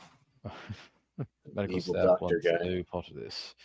Yeah, it seems like there's a bit of duplicity being done here on both sides at Sean Ambrose's house and then in this hospital room. Don't you think? He's got the Chimera virus. 24/7 others before he died. Got the editor, you miserable bastard. You've got the. They say with this, if you get the Chimera thing, you die within 72 hours or something like that. Yep. I think it is 72. Because doesn't Tom Cruise get infected with it later in the movie? Yeah. Yeah, that's like the well, no, I think her character gets infected with the virus. she gets infected with it. He's got to go get the antidote. He's got to get the antidote. That's it. Yeah. She gets infected, not Tom Cruise. Sorry. Right. And he has to put a timer on his watch, and she's got a certain amount of time. Yeah, he's got this around his to create the cure for all influences. Yeah, this is the cure would be priceless. Yeah, the cure. Where's the trailer? Anyway. And once again, we were talking about this earlier. I brought up the. I've been watching Batman '89 this week, so of course you were. Because I can't get enough of it. I just can't. That movie's can't. Awesome. That movie pops when it pops up on our Movies Anywhere account, producer. I just can't help myself but hit the play button every single time. And not only that, you know what movie I finished watching before I started diving back into Batman '89 was Tombstone. Yeah, Tombstone's great. I did a rewatch of that recently. Yeah, we did a Wheel of Movies episode on my channel about that, which is a review show we did. It's a little shorter, with about an hour. Me and my friend Richie, we have a wheel that has Jordan has a wheel that has everybody's movies that we've done top 64s on or top 128s on, and he puts them on the wheel right afterwards. There's over 2,000 movies on this wheel. Oh, so we just for fun. So we use that as a catalyst for this Wheel of Movie show that me and Richie did, where we just spin the wheel and see what pops up, and then we just do a deep dive on that movie. Every other week we did Tombstone though, but that was in honor of Val Kilmer, obviously. So we did Tombstone. So that's also the show where if somebody passes away, we can do a tribute thing for them, specifically, especially if it's a movie that's already on the wheel anyways. So Michael Madsen, for instance, last week we did Kill Bill Volume 2 because we had already coincidentally done Reservoir Dogs like 3 episodes before that. We had already done Reservoir Dogs. We spun it naturally. So then we did Kill Bill Volume 2 for Michael Madsen. Well, oh right, because he Yes, he passed away somewhat recently too, didn't he? Yeah, Yep. very sad. Yep. By the way, I didn't know that his sister was Virginia Madsen. Yeah. I didn't know that they were brother and sister. I had no idea. Mm-hmm. I mean, I know I had this like the last name is the same, but I thought, oh, there are a lot of people in Hollywood who just happen to have Virginia Madsen of Candyman fame. Rest in peace, Tony Todd. Mm-hmm. Oh, I didn't know she was in the original. Yeah. Did she play the final girl? Or yeah, she's the main girl. Yeah, she's the main character in Candyman. Yeah, she's the main character in Candyman. Get out of here! I didn't know that. She's, yeah, it was all for you, Helen. Yeah, she's Helen in Candyman. Oh. Yeah. Is that on? Do you have that on digital? I don't know if I have it on digital. I bought it on Fandango a while back. If it ported over, maybe. Dang it! Again, some of them port over to Movies Anywhere, some of them don't. Dang it, man! Well, if you don't have Candyman, I'm going to be kind of disappointed because I didn't know that was on there. Candyman is on My Movies Anywhere. You gotta okay, well, now I know which horror movie I'm going to watch. And so is the Legacy sequel that came out in 2021. They did a Legacy sequel to the original one. Yeah. It's quite good. I like that movie also. Mm-hmm. Here's our like 4th mask pull off, by the way, of this movie. A lot of masks being worn. Yeah, a lot of masks. This one has the most mask pull offs, of any of the movies for sure. I would venture to say, I would venture to say so. But yeah, Candyman. Now I know what horror classics I should go back and watch. Well, do it for Tony Todd, man. That's his. He's no longer with us. Yeah. He's amazing in that movie. He's fantastic. So I mean, you gotta watch it. I will say, considering his age, his health. I mean, just from my standpoint, didn't look too good in what's it called, Final Destination: Bloodlines. Well, but here's an interesting thing about Final Destination: Bloodlines is the guys who directed that movie, they had his scene like written out, but then they worked it in that his character knew he was going to die soon now that the other lady had died in the movie. So they let him within that character. They told him, say whatever you want to say to the fans, and so his last couple lines in that movie are just kind of a thing he wrote. Kind of saying goodbye to all the horror fans out there, essentially. Wow. So like his last lines, if you go back and watch that movie again, his last like 3 or 4 lines in that movie, he wrote that. So when he's saying like, I've lived a great life, I'm grateful for the things that I've been able to do, blah blah, I'm saying goodbye, that sort of thing. Like that was all genuine. So related to his situation. So at least he got to have that. I thought that was pretty cool. That was pretty respectful. That he got to have like a little farewell. So that's pretty on screen. So that's pretty cool. Yeah. Not everybody gets that. Not everybody gets that. Was Bloodlines as good as the other 4 or 5? I like them. I like it a lot. Yeah. I think it's right up there with the other good ones, at least. Yeah, for sure. So yeah, wherever you rank them individually is kind of your own personal preference. True. They're all pretty good. Everybody agrees though that the 4th one sucks, so that's fine. Which was, I think it was called The Final Destination. Final Destination, yeah. The only thing that everybody agrees about the Final Destination movie is that one sucks. That one sucks. All right. Well, all the other ones are good. Well, considering the fact that you own 5 of the 6 on digital, so yes, I haven't bought Final Destination: Bloodlines yet. I think it just came out on Blu-ray like recently, so yeah, I'll pick it up. But yeah, I don't have it yet. At least you have the originals. So. Oh yeah.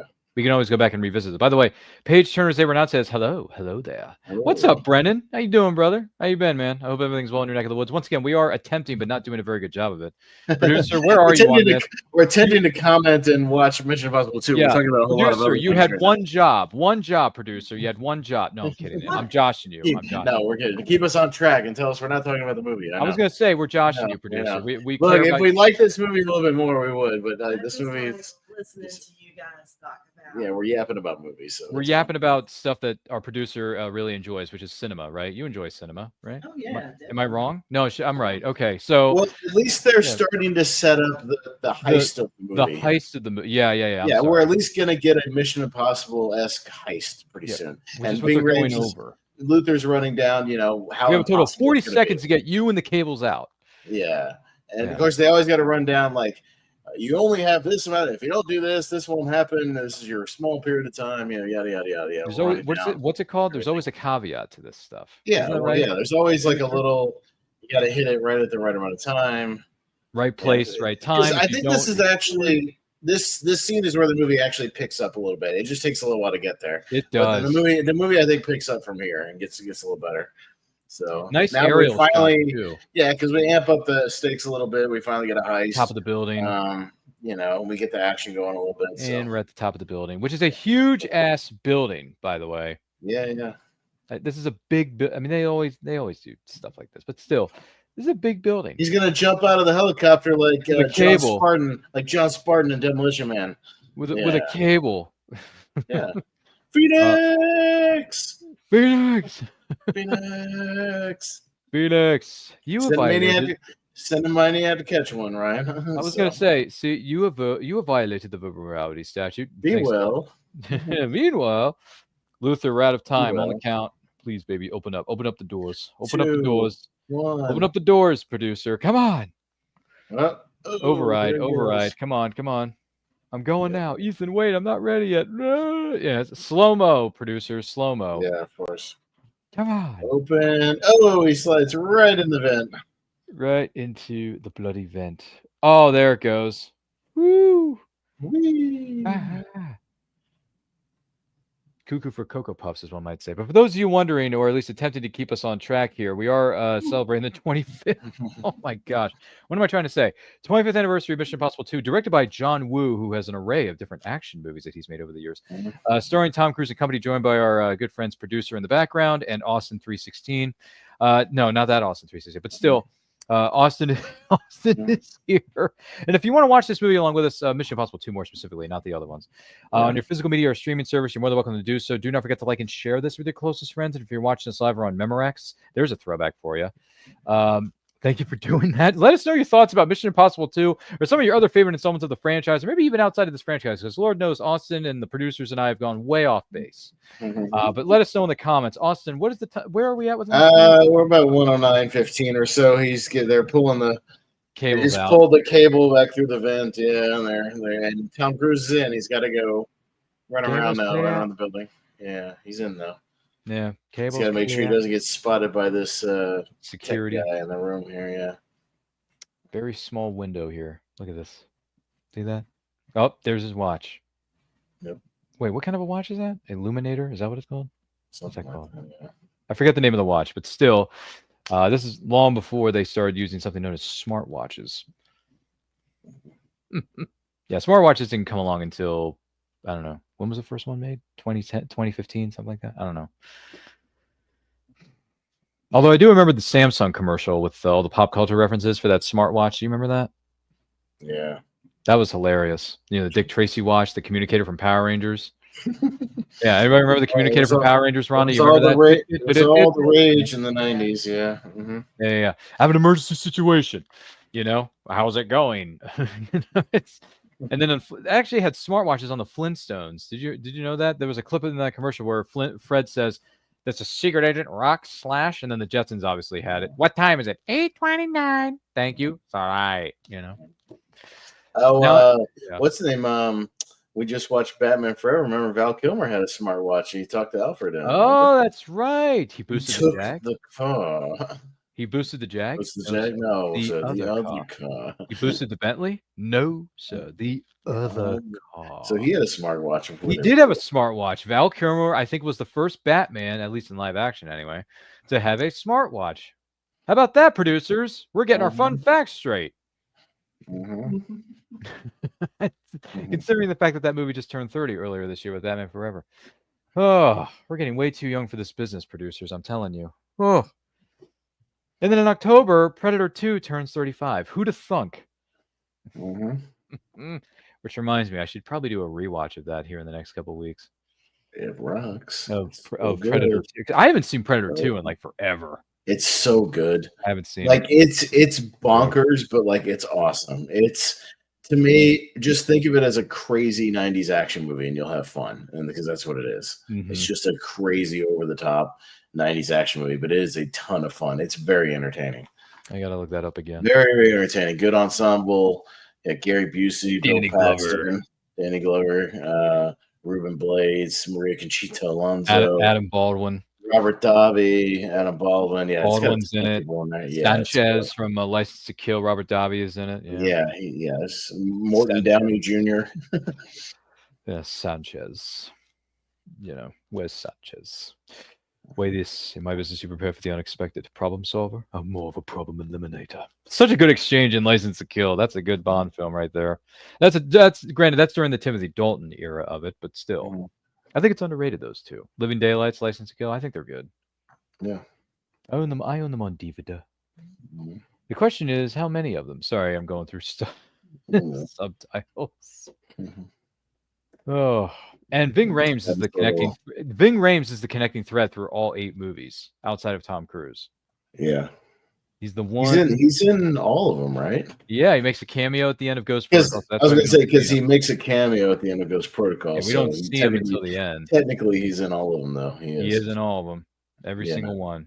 The original, this one. Then he shows up again in 3 to tell him, "Hey." Yeah, I asked her a trivia question when I guest hosted on another channel about how many Michelle Monaghan appears in.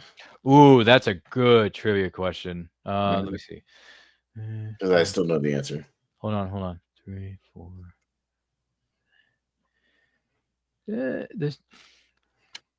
I'm gonna say, because I haven't seen Final Reckoning yet, so I can't count that. But of the 7 that I've seen, she's been in. I want to say she's in 3 of them, or does she show up in Dead Reckoning? She's in 3 of them. Yes. 3. Yeah, Yep. she's in 3. She's in my 3. She has a cameo at the end of 4, much like Ving Rhames. Yep. She pops up for just a minute, and then she pops back up in Fallout. 6. So, yeah. 6. MI6 Fallout. Yep. Yep. So that's a great trivia. But yeah, it's 3. It's 3. I think her best performance, though, it may have been in either 3. 6, when she shows back up again all these years later in 6, I was like, oh my gosh, so she gets married to another dude? Like, you know, she moved on and did all this stuff, and now she's working for the WHO overseas. Now she's married to Wes Bentley. What's going on here? Oh, yeah, that's right. I forgot about that. Wes Bentley from, what's he West known for? The Hunger Games. The Hunger Games. He was in P2, the horror film. You saw P2, right? Mm-hmm. Yeah, that was a good one. He's in that, if I'm not mistaken. Terrorizing the Girl. Yeah. Yeah, P2 is an underrated horror film. That was a good horror thriller. Yeah. That was some more slow-mo.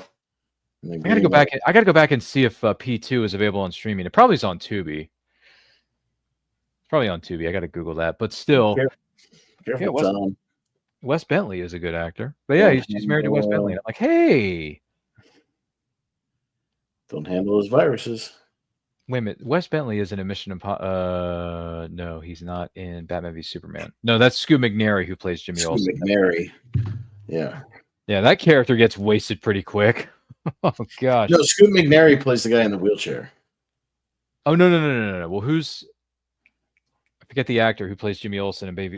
He's barely in it, but I know Scoot McNairy is actually the guy in the wheelchair. All right, never mind. That's the other guy. So the actor who plays Jimmy Olsen is the same actor who played Lex Luthor's cloned brother in season 7 of Smallville. Yeah. So there's a DC interconnective tissue there.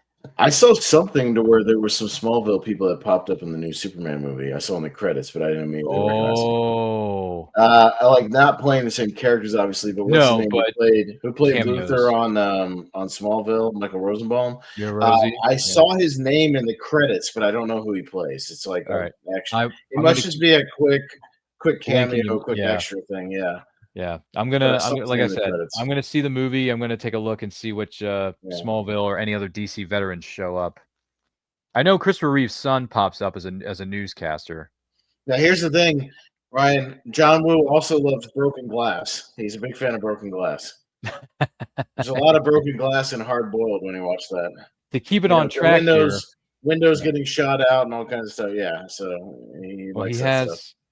So Tom Cruise's character Ethan grabs the virus, and I think there's a little slow-mo. But he's also grabbed the antidote, if I'm not mistaken, isn't he? Oh, see, and every John Woo movie, somebody's got a dual-wield gun. Somebody's got a dual-wield guns at some point, Ryan. They got to dual-wield the 2 guns, like Tom is doing right now. Didn't he also invent Gung Fu, John Woo? I mean, kind of, yeah. I mean, he's one of the early purveyors of that. But yeah, he has his tropes: the double guns, the slow-mo, double guns, broken glass. I'm trying to think. Was he an executive producer or a producer on The Replacement Killers with Chow Yun-fat and Aaron Sorvino? Yeah, I think so. Yeah. Yeah. See, the sliding double guns is there. It is. When you watch Hard Boiled, Chow Yun-fat does that. Oh, he does that. Oh yeah. There it is. There it is. Yep. That's a John Woo staple. Yeah, right baby. Oh yeah. Run, Luther. I was gonna say Luther's jacket seems to be stuck on something. Mhm. Oh, but he got out just in the nick of time with 2 seconds to spare. Isn't that right? Boosh. You know, because they knew Ethan was there. They knew his agents were going to help him. Mhm. Luther, are you there? Yeah, this guy I don't even know the name of the actor, but he's in this movie barely for any amount of screen time, and no one remembers him Mhm. as the co-member of the IMF team for this mission. Yeah.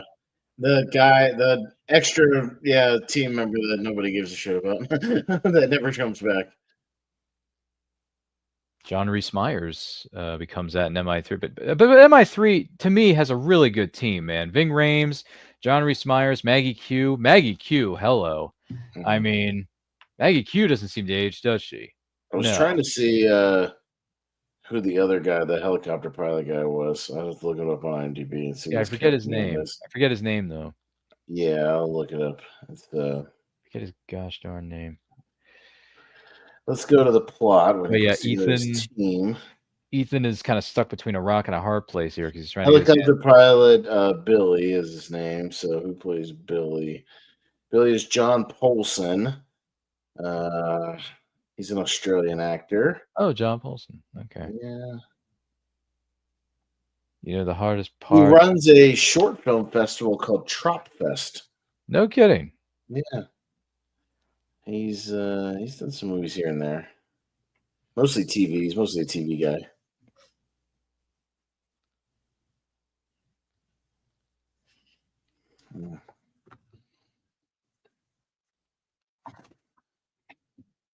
Oh boy. Things are getting pretty heated in this discussion. Destroying the very thing you came for. Put a sock in it. Oh, that's right. Split the virus all over the place. Hit that bloody gun, you spray the virus all over the place. Yeah. There it is, guys. Yeah. The last of it. What was the top bid, Ambrose? Why? You gonna make me a better offer? Yeah. What, the 37 million? Not really.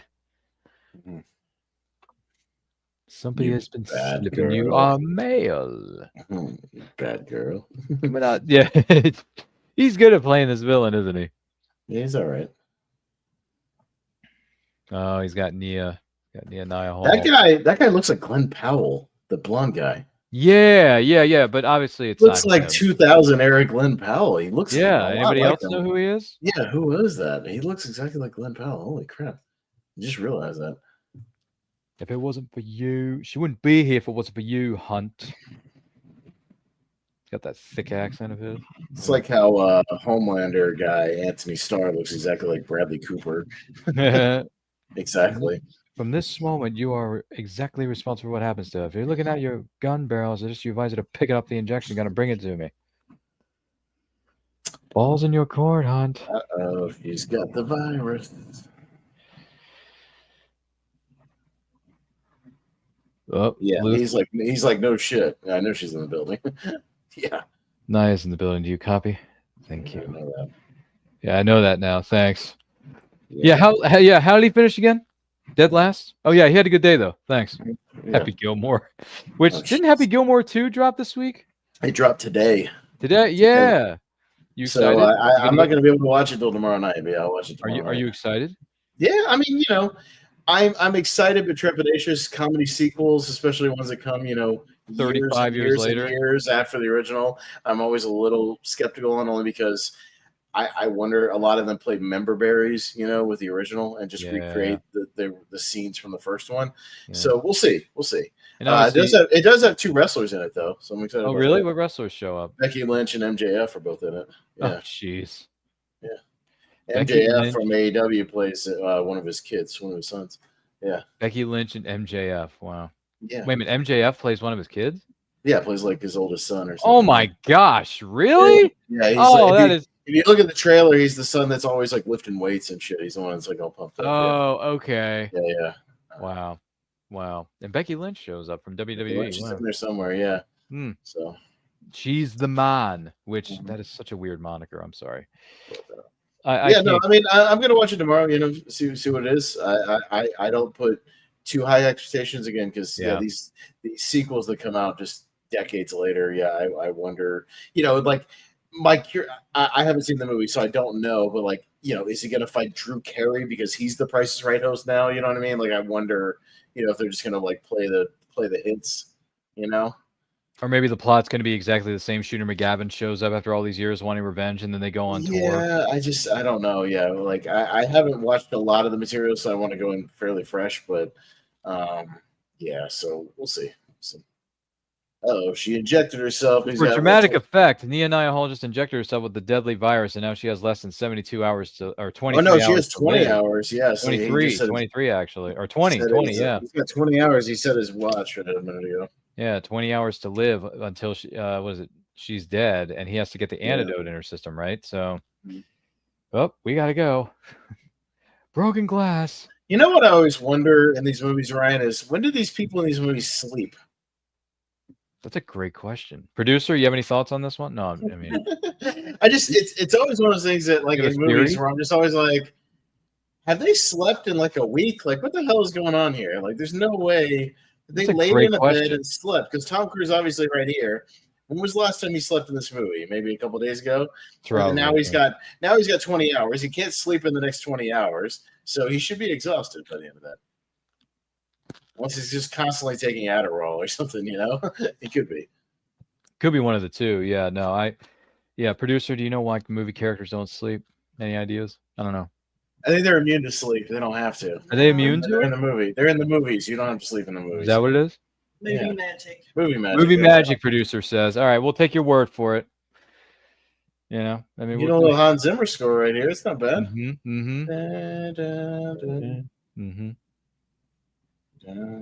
I did. I took producer over here. We watched there was a Hans Zimmer concert in the theater. It was called it's called something in the desert. I thought it was him live at the Hollywood Bowl or whatever. No, it was from Dubai. Oh, Dubai! Wow. Yeah, and it was awesome. Yeah, it was great stuff. He puts on rock concerts, man. They're fun. Oh, yeah, I'm gonna have to look this up. Yeah, he did one called Live in Prague that's on YouTube. It's Live really in Prague, good. Okay. But that was before he did Dune and some of the other stuff he did recently. But yeah, it's good stuff. Huh. You got 19 hours and 58 minutes. Get the antidote in your system before then. I'll get Bella Ferran in your system. Just stay alive. Not going to lose you.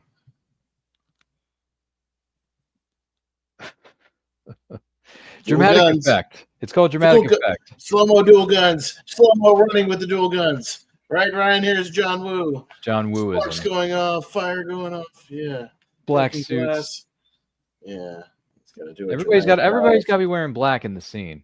He's got to do a dramatic dive out the window. Dramatic dive. Huge dive, producers. Huge dive. Whoa. I hope he has a parachute. Does he? I guess he's got a backup in that pack of his, doesn't it? Wow, look at the flip. Just pull up there it is. Yep. See, there he goes. There he goes.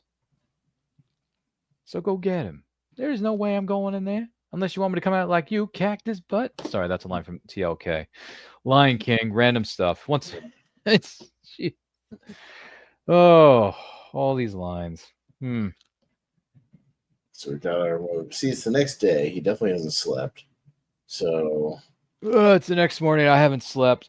Yeah, he's got to be like popping some kind of IMF amphetamines, right? Does he keep some of those in his pack when he goes on missions? Either that or the one you brought up earlier. What was it called? Adderall? Could have been that. That's what I mean. Like Adderall's an amphetamine, essentially. Oh, thank you. That's the same thing. It's just not methamphetamine, but it's an amphetamine. For focus. If you ever watch the movie Vanishing Point from back in the 70s, he takes a bunch of amphetamines and drives across the country. But it was an old thing back in the 70s and 80s with truckers. They would take black market amphetamines to stick away, drive through the night. I've never seen Vanishing Point, so I wouldn't know. Yeah, the truckers just call it crank because he'd drive through the night on crank.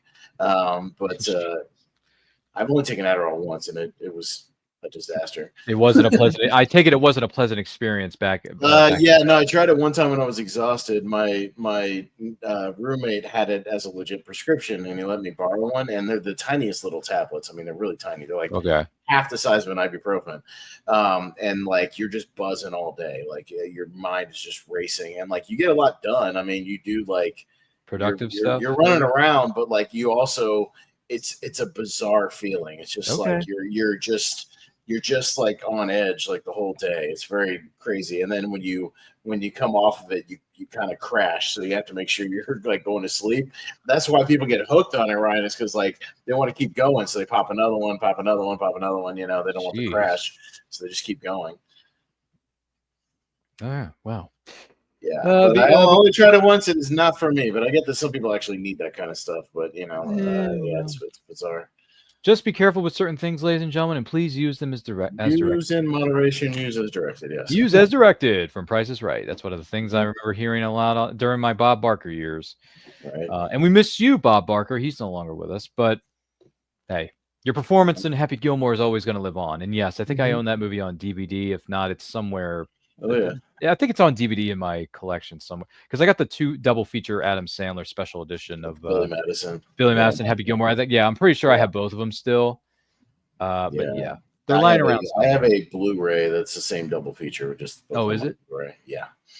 Well, that helps. For those who are fans of physical media, please support us. Oh, he just did a brogue kick. Did he? Yeah, he did a running like brogue kick. Ooh. And he just did like a flip kick. So I noticed. Now I'm noticing. Oh, Tom pulls out some moves in this movie he doesn't do in the other ones because it's a John Woo movie. You know, you don't see him like pulling up these spin kicks and stuff in the other movies, really. That was like it wasn't the same thing, but it's kind of a twofer. No, it's an inverted version of a Rolling Thunder by RVD, Rob Van Dam. Yeah, kind of. Yeah, he did. Rob Van Dam. Yeah. Then he did a stenton. Yeah. A senton, that's right. Yeah. Mm-hmm. Yeah. Well, he's going for it, folks. I believe that's one thing we have to watch out for the. I always like wrestling moves in movies. That's fun. Just like they did in the suplex in Wrath of the Titan. Yeah, anytime somebody pulls out like a German suplex in a movie or a vertical one. Yeah, or just like even if like the wrestler themselves is in a movie, like in F9, the Fast and Furious movie. What they do in F9? No, it's not an F9. It's in the most recent one, the Fast 10 or whatever. Oh, Fast 10. Fast X. John Cena does an FU of a guy through a floor. Oh, really? Yeah. He gives the guy an attitude adjustment and puts him either on the second floor and he puts him through the floor to the first floor. Yeah. He didn't give an FU to Jason Momoa's character? That would have been cool. No, he gave an FU to like a random henchman in a fight, like in his house. Yeah. Is Fast 10 any good, or are they in Hobbs and Shaw? Either Hobbs and Shaw or Fast and Furious 6. Rock gives Jason Statham a rock bottom through a glass table. Nice. Yeah, that's cool. I never, like I said, I stopped. For those of you who are wondering, I did stop watching the official Fast and Furious franchise after the events of Furious 7 with Paul Walker's untimely death. For me, that's when it should have ended. It should have ended, but they've kept going. Yes. No, they're going to keep going. I mean, don't they have plans for like 1 or 2 more? The 11th one is supposed to be the end of the main series, the next one that they've made or are making. But they will continue to make other spin-off movies. I think they're making another Hobbs and Shaw movie. Stupid. Yeah, they're going to keep making spin-offs. They're going to milk it, man. Oh yeah, 100%. Yeah, they're going to make 50 more of those things, I think, which, I don't know. But I stopped at Furious 7. So if you want to go back and watch some of the originals, go right ahead, because I own 1, 2, and 3 on the exclusive Steelbook that you can only get at Best Buy at the time. So I have Fast and Furious 1, 2, and 3 on Steelbook, which is great, by the way, because it has DVD, Blu-ray, digital HD versions of the movies. And then I have... No, I got rid of my copy of Fast and Furious 4 because I realized it wasn't that good of a movie. But Fast 5, I own as a regular Blu-ray plate, but I got rid of the case and I just put it in the DVD wallets that Austin and some other friends of ours provided for me. By the way, thank you for those. Those have been great. Those DVD holders, well, they're for DVD, Blu-rays, whatever you want to use them for, but still, they're great holders. So thank you for that. That's number 1. He just gave the henchman a V-trigger, Kenny Omega. Oh, really? Yeah. Oh, like a running high knee to the face. Yeah, give him a V-trigger. Oh, jeez. Yeah. So many wrestling moves being pulled off in this movie. Well, John Woo is more of a fight guy. Yeah, like I say, Ethan doesn't do as much hand-to-hand combat in the other movies as he does in this one. Yeah, John Woo. Anyway, what was I going to say earlier? Yeah, I got rid of Fast and Furious 4, and then I have 5 in my one of the cases that I own. And then Fast and Furious 6, believe it or not, that's in a steelbook. Once again, I got that from Best Buy at the time. Which, thank you, Best Buy, for having steelbooks at the time before you did away with physical media, because the steelbooks have some of the best artwork, like ever. Like, I have a bunch of Best Buy steelbooks you? laying around here. Yeah.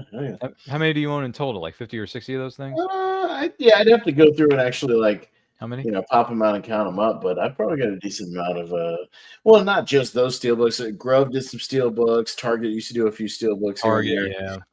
Amazon sometimes had exclusive ones. Walmart has exclusive steelbooks. Oh yeah. Here and there. Walmart is the only one that still does exclusive steelbooks, pretty much. Oh, they do. Yeah, they still do some. I thought they quit that, but I guess no, because I have a Terrifier 3 exclusive steelbook. Yeah, Terrifier 3.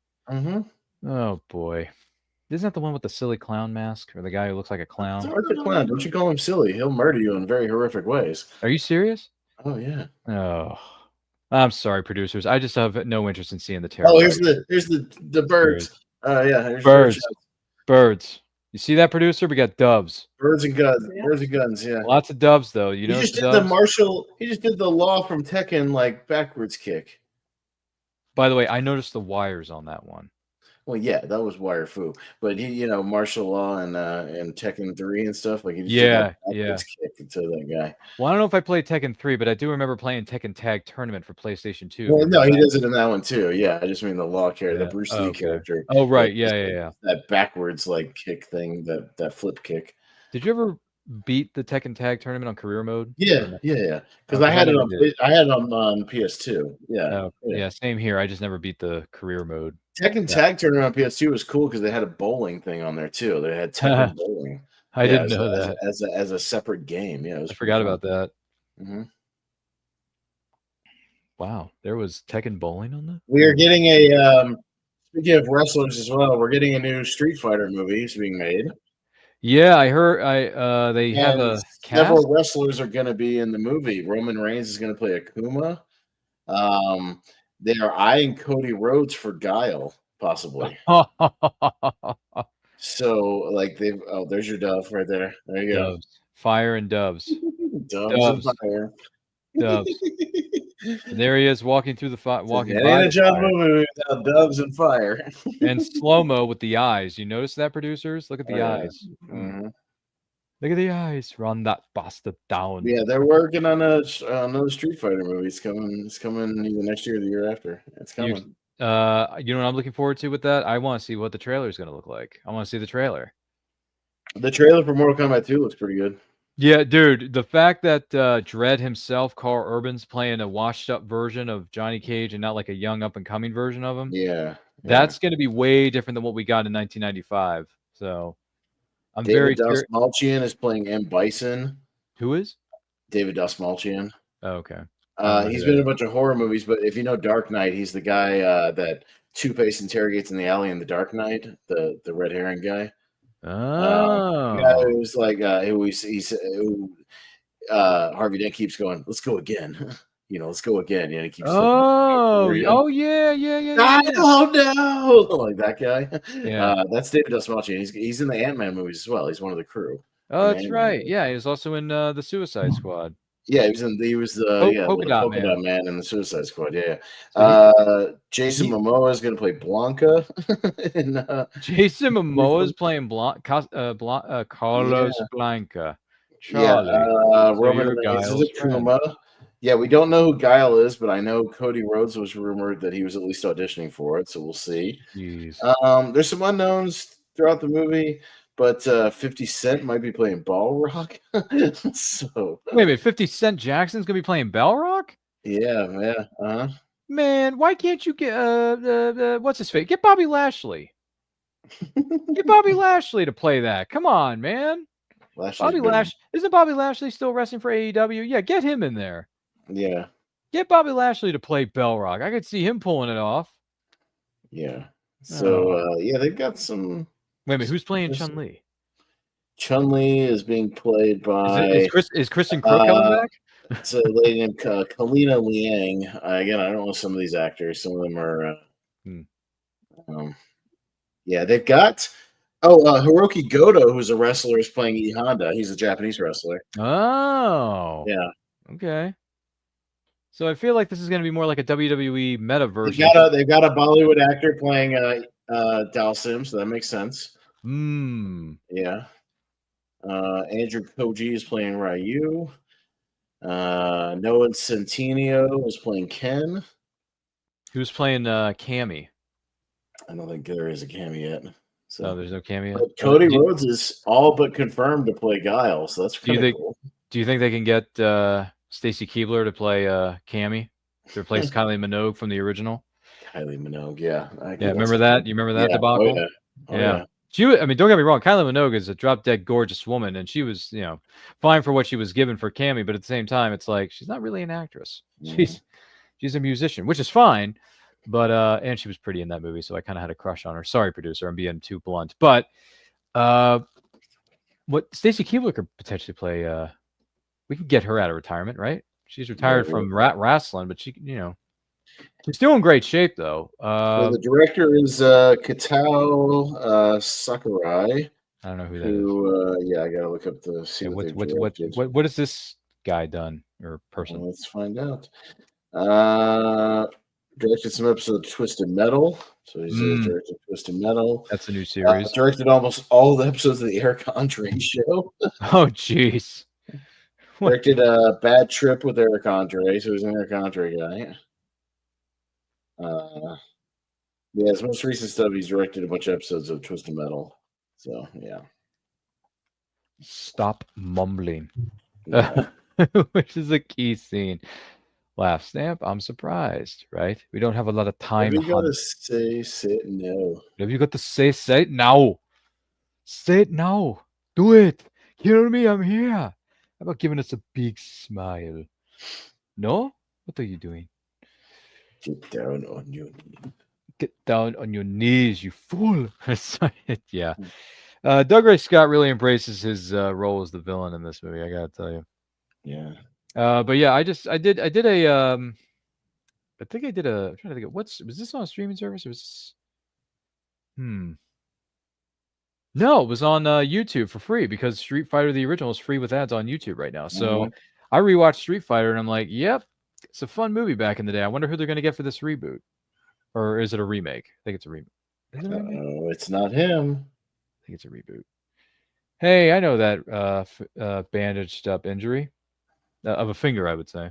Yeah, that's not Hunt. I don't think that's Hunt, is it? This is like the fifth mask in this movie. Is it? Yeah, something like that. Fifth one? Are we keeping the count here? It's gotta have been like 5 so far. I think this is the fifth one. Takes the mask off. They killed the Glenn Powell, not Glenn Powell guy. The knockoff iteration of Glenn. Yeah. And he's playing not Glenn Powell, running right now. He's running. Yeah. He took everything with him. Takes off the mask. We're about to get the motorcycle chase here. I believe it's the voice modulator he just threw away. Slow motion running. He's running again. He's got the outfit. He's got the black trench, black coat on. Hey, Luther, there he is. Here, Ethan, come on, let's go. We gotta go. Give me your hand, Ethan. Whoa, hey. Single gunshot to the, for those of you curious, this is a 25th anniversary watch along celebration / going way off the rails iteration of Anti-Quote channel. Don't forget to like and share with your closest friends. Here come the Matrix shades. If you're watching us live or on the replay, thank you for doing that. If you want to queue up your copy of Mission Impossible 2 for its 25th anniversary celebration / watch along, even though we're going way off the rails for it, you're more than happy to do so. Where are we at within the film, Austin? About hour 41. We're about to start the motorcycle chase. Yeah. That answers that question. So if you want to queue up your copy, feel free to do so right now and comment below in the chat. We love hearing from each and every single one of you. So there goes a guy on the black motorcycle, and he's got to get the other one. Yep.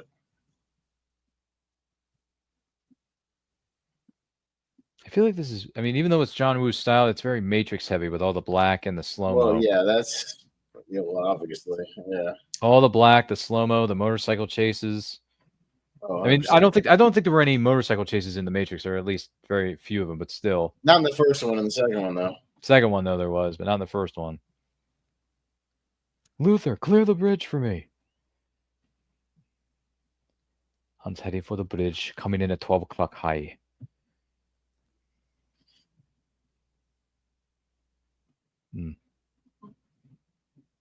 Good shots here. I mean, there's good cinematography. I won't lie about that. Sorry, I have to keep checking my notes over here as I'm. 9:15. Oh. Mm-hmm. I told everybody 9:15. Oh no. Let me see. Are they still there? Let me see. Vroom vroom. Darn it.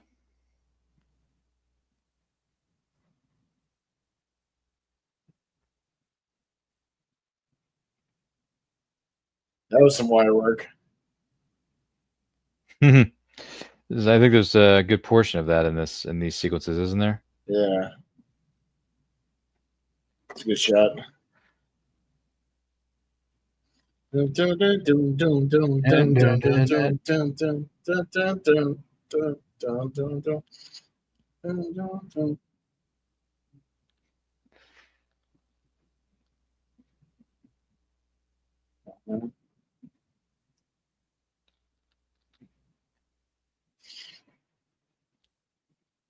Mm-hmm. Really? Huh. Let me see. This guy takes a very. Oh, he was referring to that. We're all my Versace.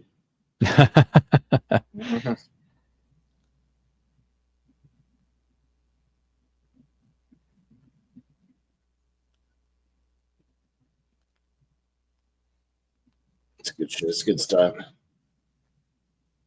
It's good stunt work here in the sequence, though. Mm-hmm. Yeah, it's good stuff.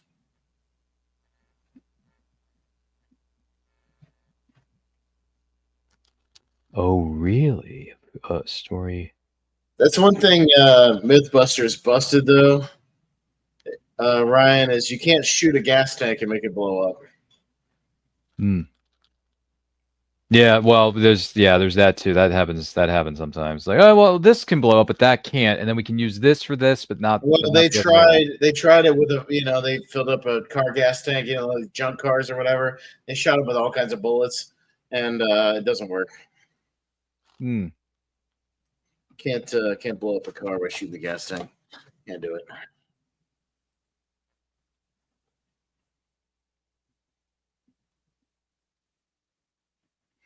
You're right. They can't do it. That's right. They can't do it.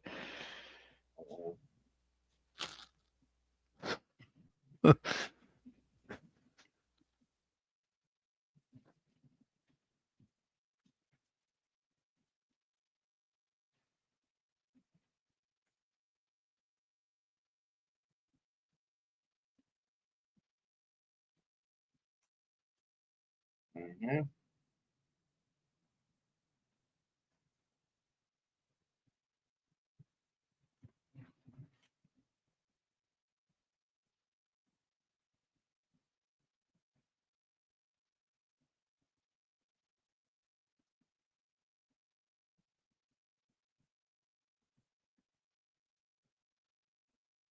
Oh, kicking up that smoke.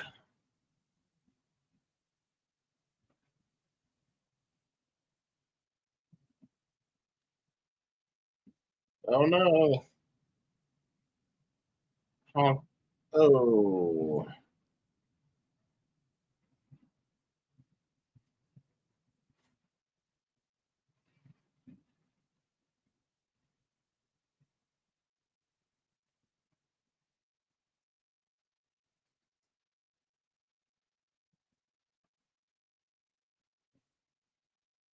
Boom. Smash. Flip.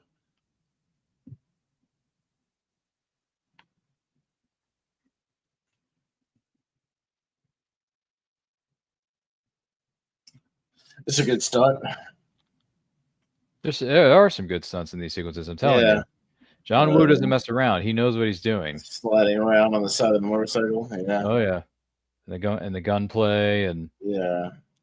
No, I mean he knows how to do action. That's not my complaint with the movie.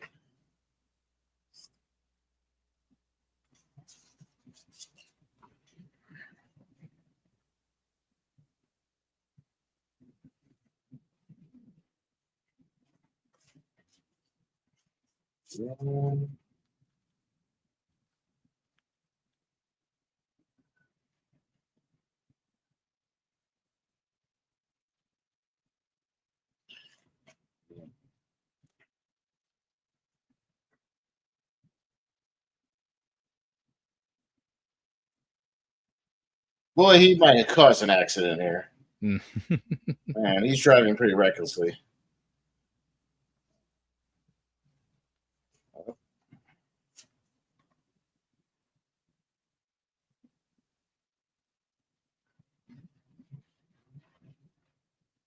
oh rats. She's like wandering aimlessly through the street, or not the street, but it's more like, you know, the outskirts of, was it Sydney, Australia, right, folks, or somewhere near that area. And she's on this cliffside. It's a beautiful, I mean, it's a beautiful scene. Don't get me right, like it's a beautiful scenery. Like I would like to look out at this, but not when I'm about to, you know, be potentially killed off by this crazy virus in the context of the film. Here, absolutely. Whoa! Look how close he came to just being knocked off his motorcycle, going this direction, going that direction, and I'm like, no, no. You're like, no, get out of here. You know what I mean? Ooh. Let me see here. Do I have a note for this? He keeps going. See, these bikes are going to clash at one point. They're going to play a game of chicken, just like Jack Slater. Just like Jack Slater. Remember that? Remember that, Austin? You're going to play chicken, aren't you? Just like Jack Slater. Remember that, producer? Remember that? Please tell me you've seen Last Action Hero. Yeah. Yes, I've seen that. I was going to say, if you haven't seen that, then we really got some. You can't play chicken in real life. You'll crash. Please get out of the car. Taxi cab, no airbag. Model, whatever, airbag. Look, who was they're stupid dead. now? Look, my car, airbag. Taxi cab, no airbag. Yeah. You never noticed that, producer? It's a long way down. Dead. Ow. That See would what I still did there? hurt. You see what I did there? Huh? You see that? That fall would still hurt, man. Like even landing on, you know, Even on wires, that would feel like hell, don't you think? Yeah. I mean, didn't they just fall off? How many feet was that they just jumped off? That was a big fall. Yeah. Was that like 15 feet or 20 feet? Probably at least 20 feet. That would still hurt. Was it 20? It's time for, Do we have an angle for this? Is it 20 feet that they just fell off of the bike? Because I can't All right, remember. let's count if they use any wrestling moves. All right. Let's see this. Let's see this. She's got a sleeper. Nope, we got a chokehold here. We got hit with a rock. Rocks. He hit with a foreign object. That's not legal. In the words of Ray to Rumble, foreign object. You know what I'm saying? Foreign object. Yeah, it happens all the time. Steel chairs, anybody? Ooh, kick right to the face. That would Ooh. suck. A lot of kick to the gut, kick to the face here. A lot of punches being thrown too, gentlemen. Between these two. Well, ladies and gentlemen, excuse me. A double leg takedown. Double leg takedown, yeah. Oh, there it is. See what else are we gonna get here? You think we're gonna get any other chokeholds here, Austin? That's some jujitsu though. He just tries to take him in an armbar takedown, doesn't he? Yeah. Say it again. Say it. Oh, that was a top wrist lock takedown. Oh. Oh, knife to the face, and he got some massive cut. Look at that cut on his face. Howie. He just drop kicked him. And this is another thing that Tom Cruise is crazy to do. He wanted that knife to get that close. That close. Yikes. He wanted it to get that close. Yikes. He wanted no like stunt doubles, no they had to use a wire to make sure it came within half an inch of his eye. He was crazy. It's crazy. His eye could have been taken apart. Potentially, I'm saying. I just want to make that clear. Did it for the stunts. Or he did it for the stunt, rather. Nope, he's got the knife. He's got Ambrose's knife. Go ahead. Use it, Hunt. Is he going to do it? It's not a bad way to go, eh? It's a lot better than the way that is going to die. Oh, look at the. He's taunting him now, isn't he? She's ready to jump. She's ready to go. All right. Now. Up. Replay. Give me the good stuff. Oh, he's going to hand it back to him? He's going to hand it back? He's just going to give it to him? Oh, he throws it into the sand. I forgot about this part. Well, that's because I haven't seen this movie in a while. This is why this is coming back. It's kind of new to me. I got to go back and rewatch this again. It's an Insiguri. Yes. I remember my wrestling moves. Yep, Insiguri kick like X-Pac. And the cruiserweights did that a lot too. Billy Kidman, I believe. Everybody, yeah. Yeah, Kidman, Rey Mysterio, Psychosis. Who was another one? Chavo Guerrero, maybe. Let's see. And Chavo Guerrero Jr. probably did Insiguri kicks back in his day. It's an STO. Oh! No, that was it? I think it was more of a throwaway. That's a straight drop kick. Oh, there it is. Yeah. Yeah. There it is. There it is. Straight drop kick. Man, I've always wanted to do that. Yep. Block. Punch. Come on. Keep going, man. It's a capoeira kick right there. Capoeira, is that what it's called? Yeah. I always wonder what that was called because I've seen it done in a number of different films, but I always wonder what the name of it was. Capoeira? Capoeira kick, thank you. It's a Brazilian dance fighting. It's like Eddie Gordo in Tekken. Oh, okay. Oh, look at this. Bam. Yeah, boom. Oh. Rip his head off his knee. Another one. Oh, and he his head on the rock. Oh, what's up? I think he broke his... Did he break his... He broke his neck on that, didn't he? That's how the character dies? I think so. Or does he choke him out? Or he's just dead. He has his head on the rock. No, I think he's instantly dead because of the incident on the rock, or the hit on the rock there, Doggone it.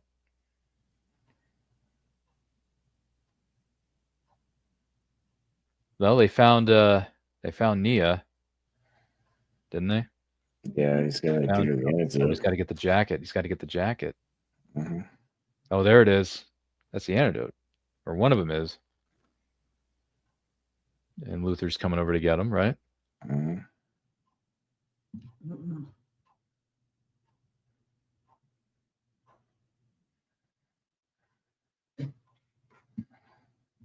Ambrose isn't dead. Hunt, you should have killed me. You should have killed me, Hunt. It's just like the movie Scream. The killer always gets up at the end for one last shot at glory. Kind of reminds me of Scream. Which, that movie turns 30 next year, ladies and gentlemen. Did you know that? Fun facts. Oh, there's the antidote. Oh, man. That's great. That's how I wonder how many takes it would take to get that right. Exactly. Oh, my Lord. And then he shoots him. He misses. Boom. Hits him again. Hits him in the chest. Hits him again. That was like 3 shots to the chest, wasn't it? Yeah. How many takes it took to get the gun to pop up like that perfectly? How many takes did that? That's a great trivia question. Good Lord. So that's how he ends the fight. Oh, my gosh. That was a cool fisticuff fight, ladies and gentlemen.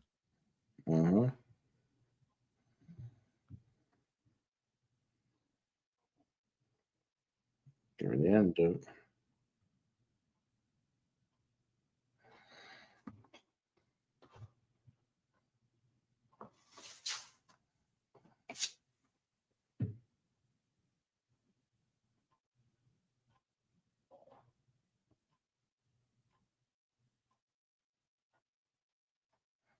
Got the Spanish music in the background.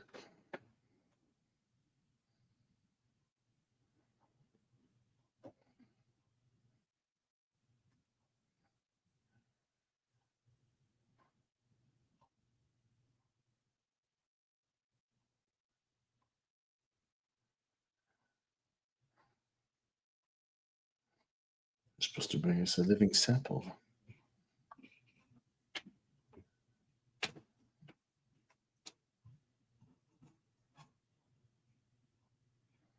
Oh, yes.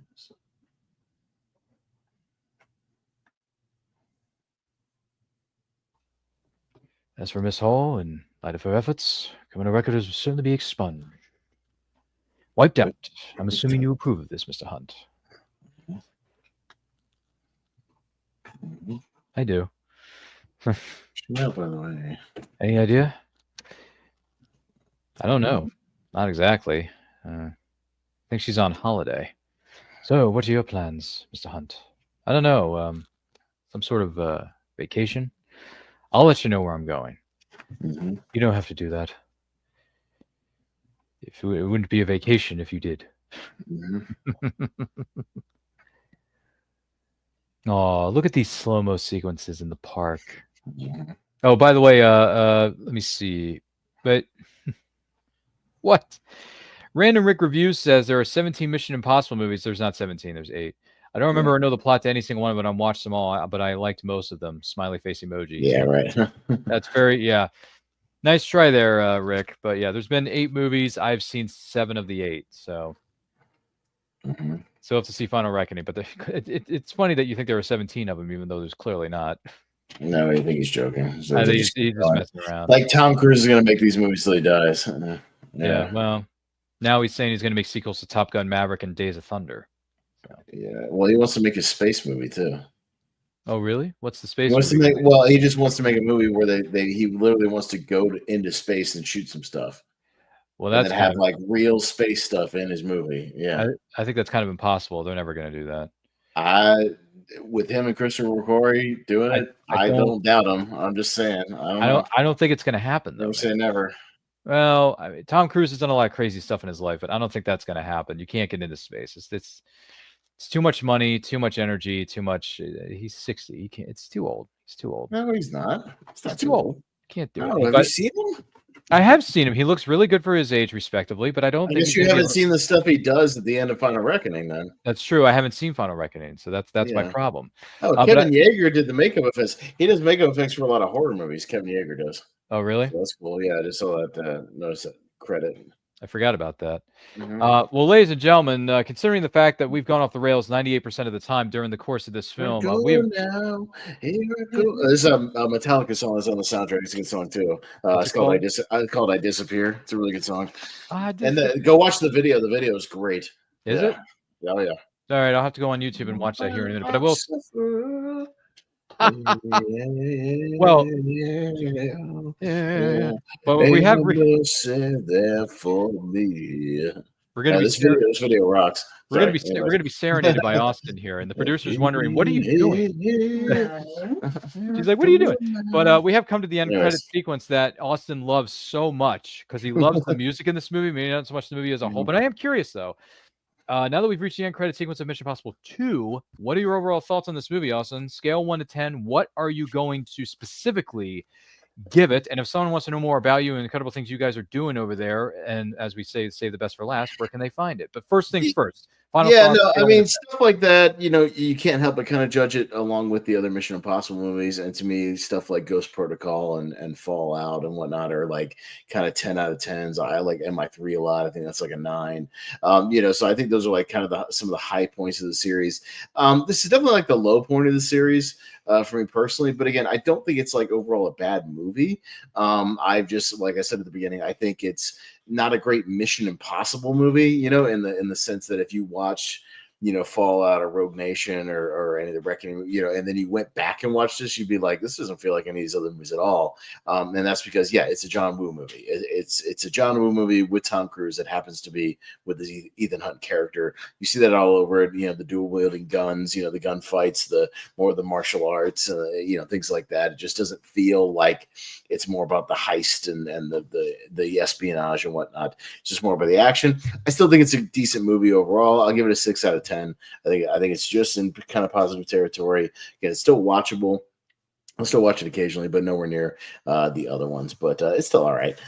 So I hope you guys enjoyed us tangenting all over the place and not talking about the actual movie that much till we got to the end. But yeah, you can find me over on the Movie Hero Network. It's right under my name right there. I co-host or host a lot of stuff over there. We've got tournament fights, tier ranker fights, Wheel of Movies, which I mentioned tonight, which is like a random movie we do every 2 weeks. We just do a deep dive on. We do Seen Her Trivia. We show up recast, which is a lot of fun, where we do fantasy recasting of classic movies. That's a fun show that we do that I host as well. And then I also, if you want to hear me talk wrestling, as we kind of did a little bit throughout this episode, I have a channel and a show for the Lonely Marks Wrestling Podcast, which is what we talk wrestling all this week. So we talked Hulk Hogan, obviously, last night and his passing. And we do retro reviews. We do predictions for new shows. We review the pay-per-views, all that good stuff. So you can check us out there. So thanks for having me, Ryan. I gotta jet out of here. You know me. I gotta start another show. I'm a busy man, so I gotta start another show. But thanks for having me as always. Thanks for being here, both you and the producer behind the curtain. Good to hear you, or if not see you. You're always welcome back. Look forward to having you guys back very soon. Thank you very much. Wish you all the best. Have a good night. Be safe out there. Enjoy your shows too, because they're going to be quite busy. My name is Ryan of And I Quote Channel. Follow me across all forms of social media simply at And I Quote Channel. That's where we're on Facebook, we're on Instagram, we're on TikTok, the whole nine. A lot of great shows coming your way very soon. The flagship show And I Quote is on Saturdays, 12 p.m. EST. Movie watch-alongs are on Friday, 7 p.m. Eastern Time. And we also got special programming coming to you very, very soon. The Western anthology that my short story is published in, Wolf of the West, is officially out, is available on Amazon in ebook, paperback, and hardcover, along with 15 other incredible writers/stories. So check them out. So many great people are behind this. Veritas Entertainment doing a great job with indie writing, indie publishing. All the great stuff is out there. So check them out on Amazon.com. Type in Veritas Entertainment. Western Tales Volume 1 should be one of the first titles that comes up in your search on Amazon. Treat yourself. Get the ebook. Buy a physical copy. Buy a friend or coworker or family member of yours a copy and take it straight back to the Old West, long before the IMF was even founded, I'm assuming. Thank you for joining us for this tangent-filled movie watch-along, and thank you for being here. Do not forget to like, comment, share, subscribe, ring the bell to be notified when the videos go up or to go live. And happy 25th. Oh, by the way, final thoughts on this. I almost forgot. My gosh, I'm forgetting my own script here. So I like this movie. I need to go back and watch it again. I've come to really appreciate and respect this movie for what it is. I know it's not everybody's cup of tea. And yes, it is not the greatest Mission Impossible movie. I do realize that. And I'm in agreement with that. But it's still a fun action movie. John Woo knows how to make action movies. He's done it for many, many years. I'm a John Woo fan. And I like this movie. Is it a good movie? Yes. Is it a great Mission Impossible movie? Probably not. But I'm going to go back and watch it again, reassess it. But overall, I'm going to give this movie a 7 out of 10. I still really enjoy it. Love the action scenes, like the fight scenes, the choreography there. And the rock climbing in the opening is insane. All the stunts in this movie, as with every movie that Tom Cruise does, the stunts that he does on his own are insane. So there you go. Cup of tea when it comes to insane stunts, brought to you by Tom Cruise and company. But thank you for joining us for this presentation. And happy 25th anniversary to one of the coolest films of all time, Mission Impossible 2 with a killer soundtrack. Happy 25th anniversary once again to the entire cast and crew of Mission Impossible 2.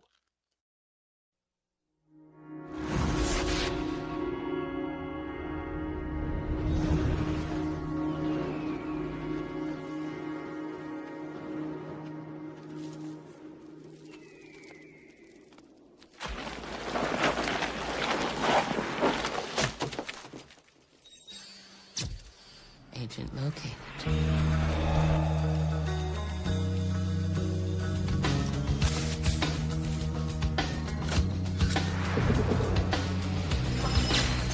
Identity confirmed. Good morning, Mr. Hunt. Sorry I barged in on your vacation.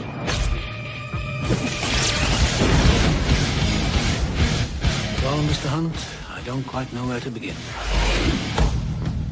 You know me? No. Should I? She's got no training for this kind of thing. To go to bed with a man like him, she's a woman. She's got all the training she needs.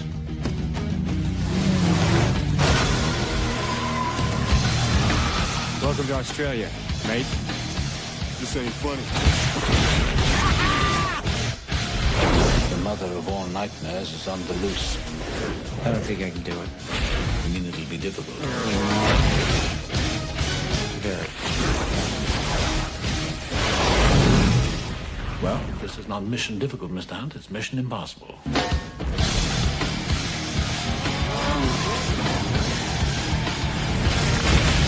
Difficult should be a walk in the park for you.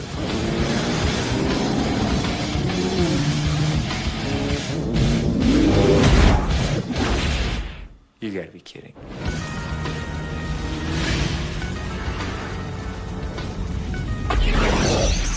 This message will destruct in 5 seconds.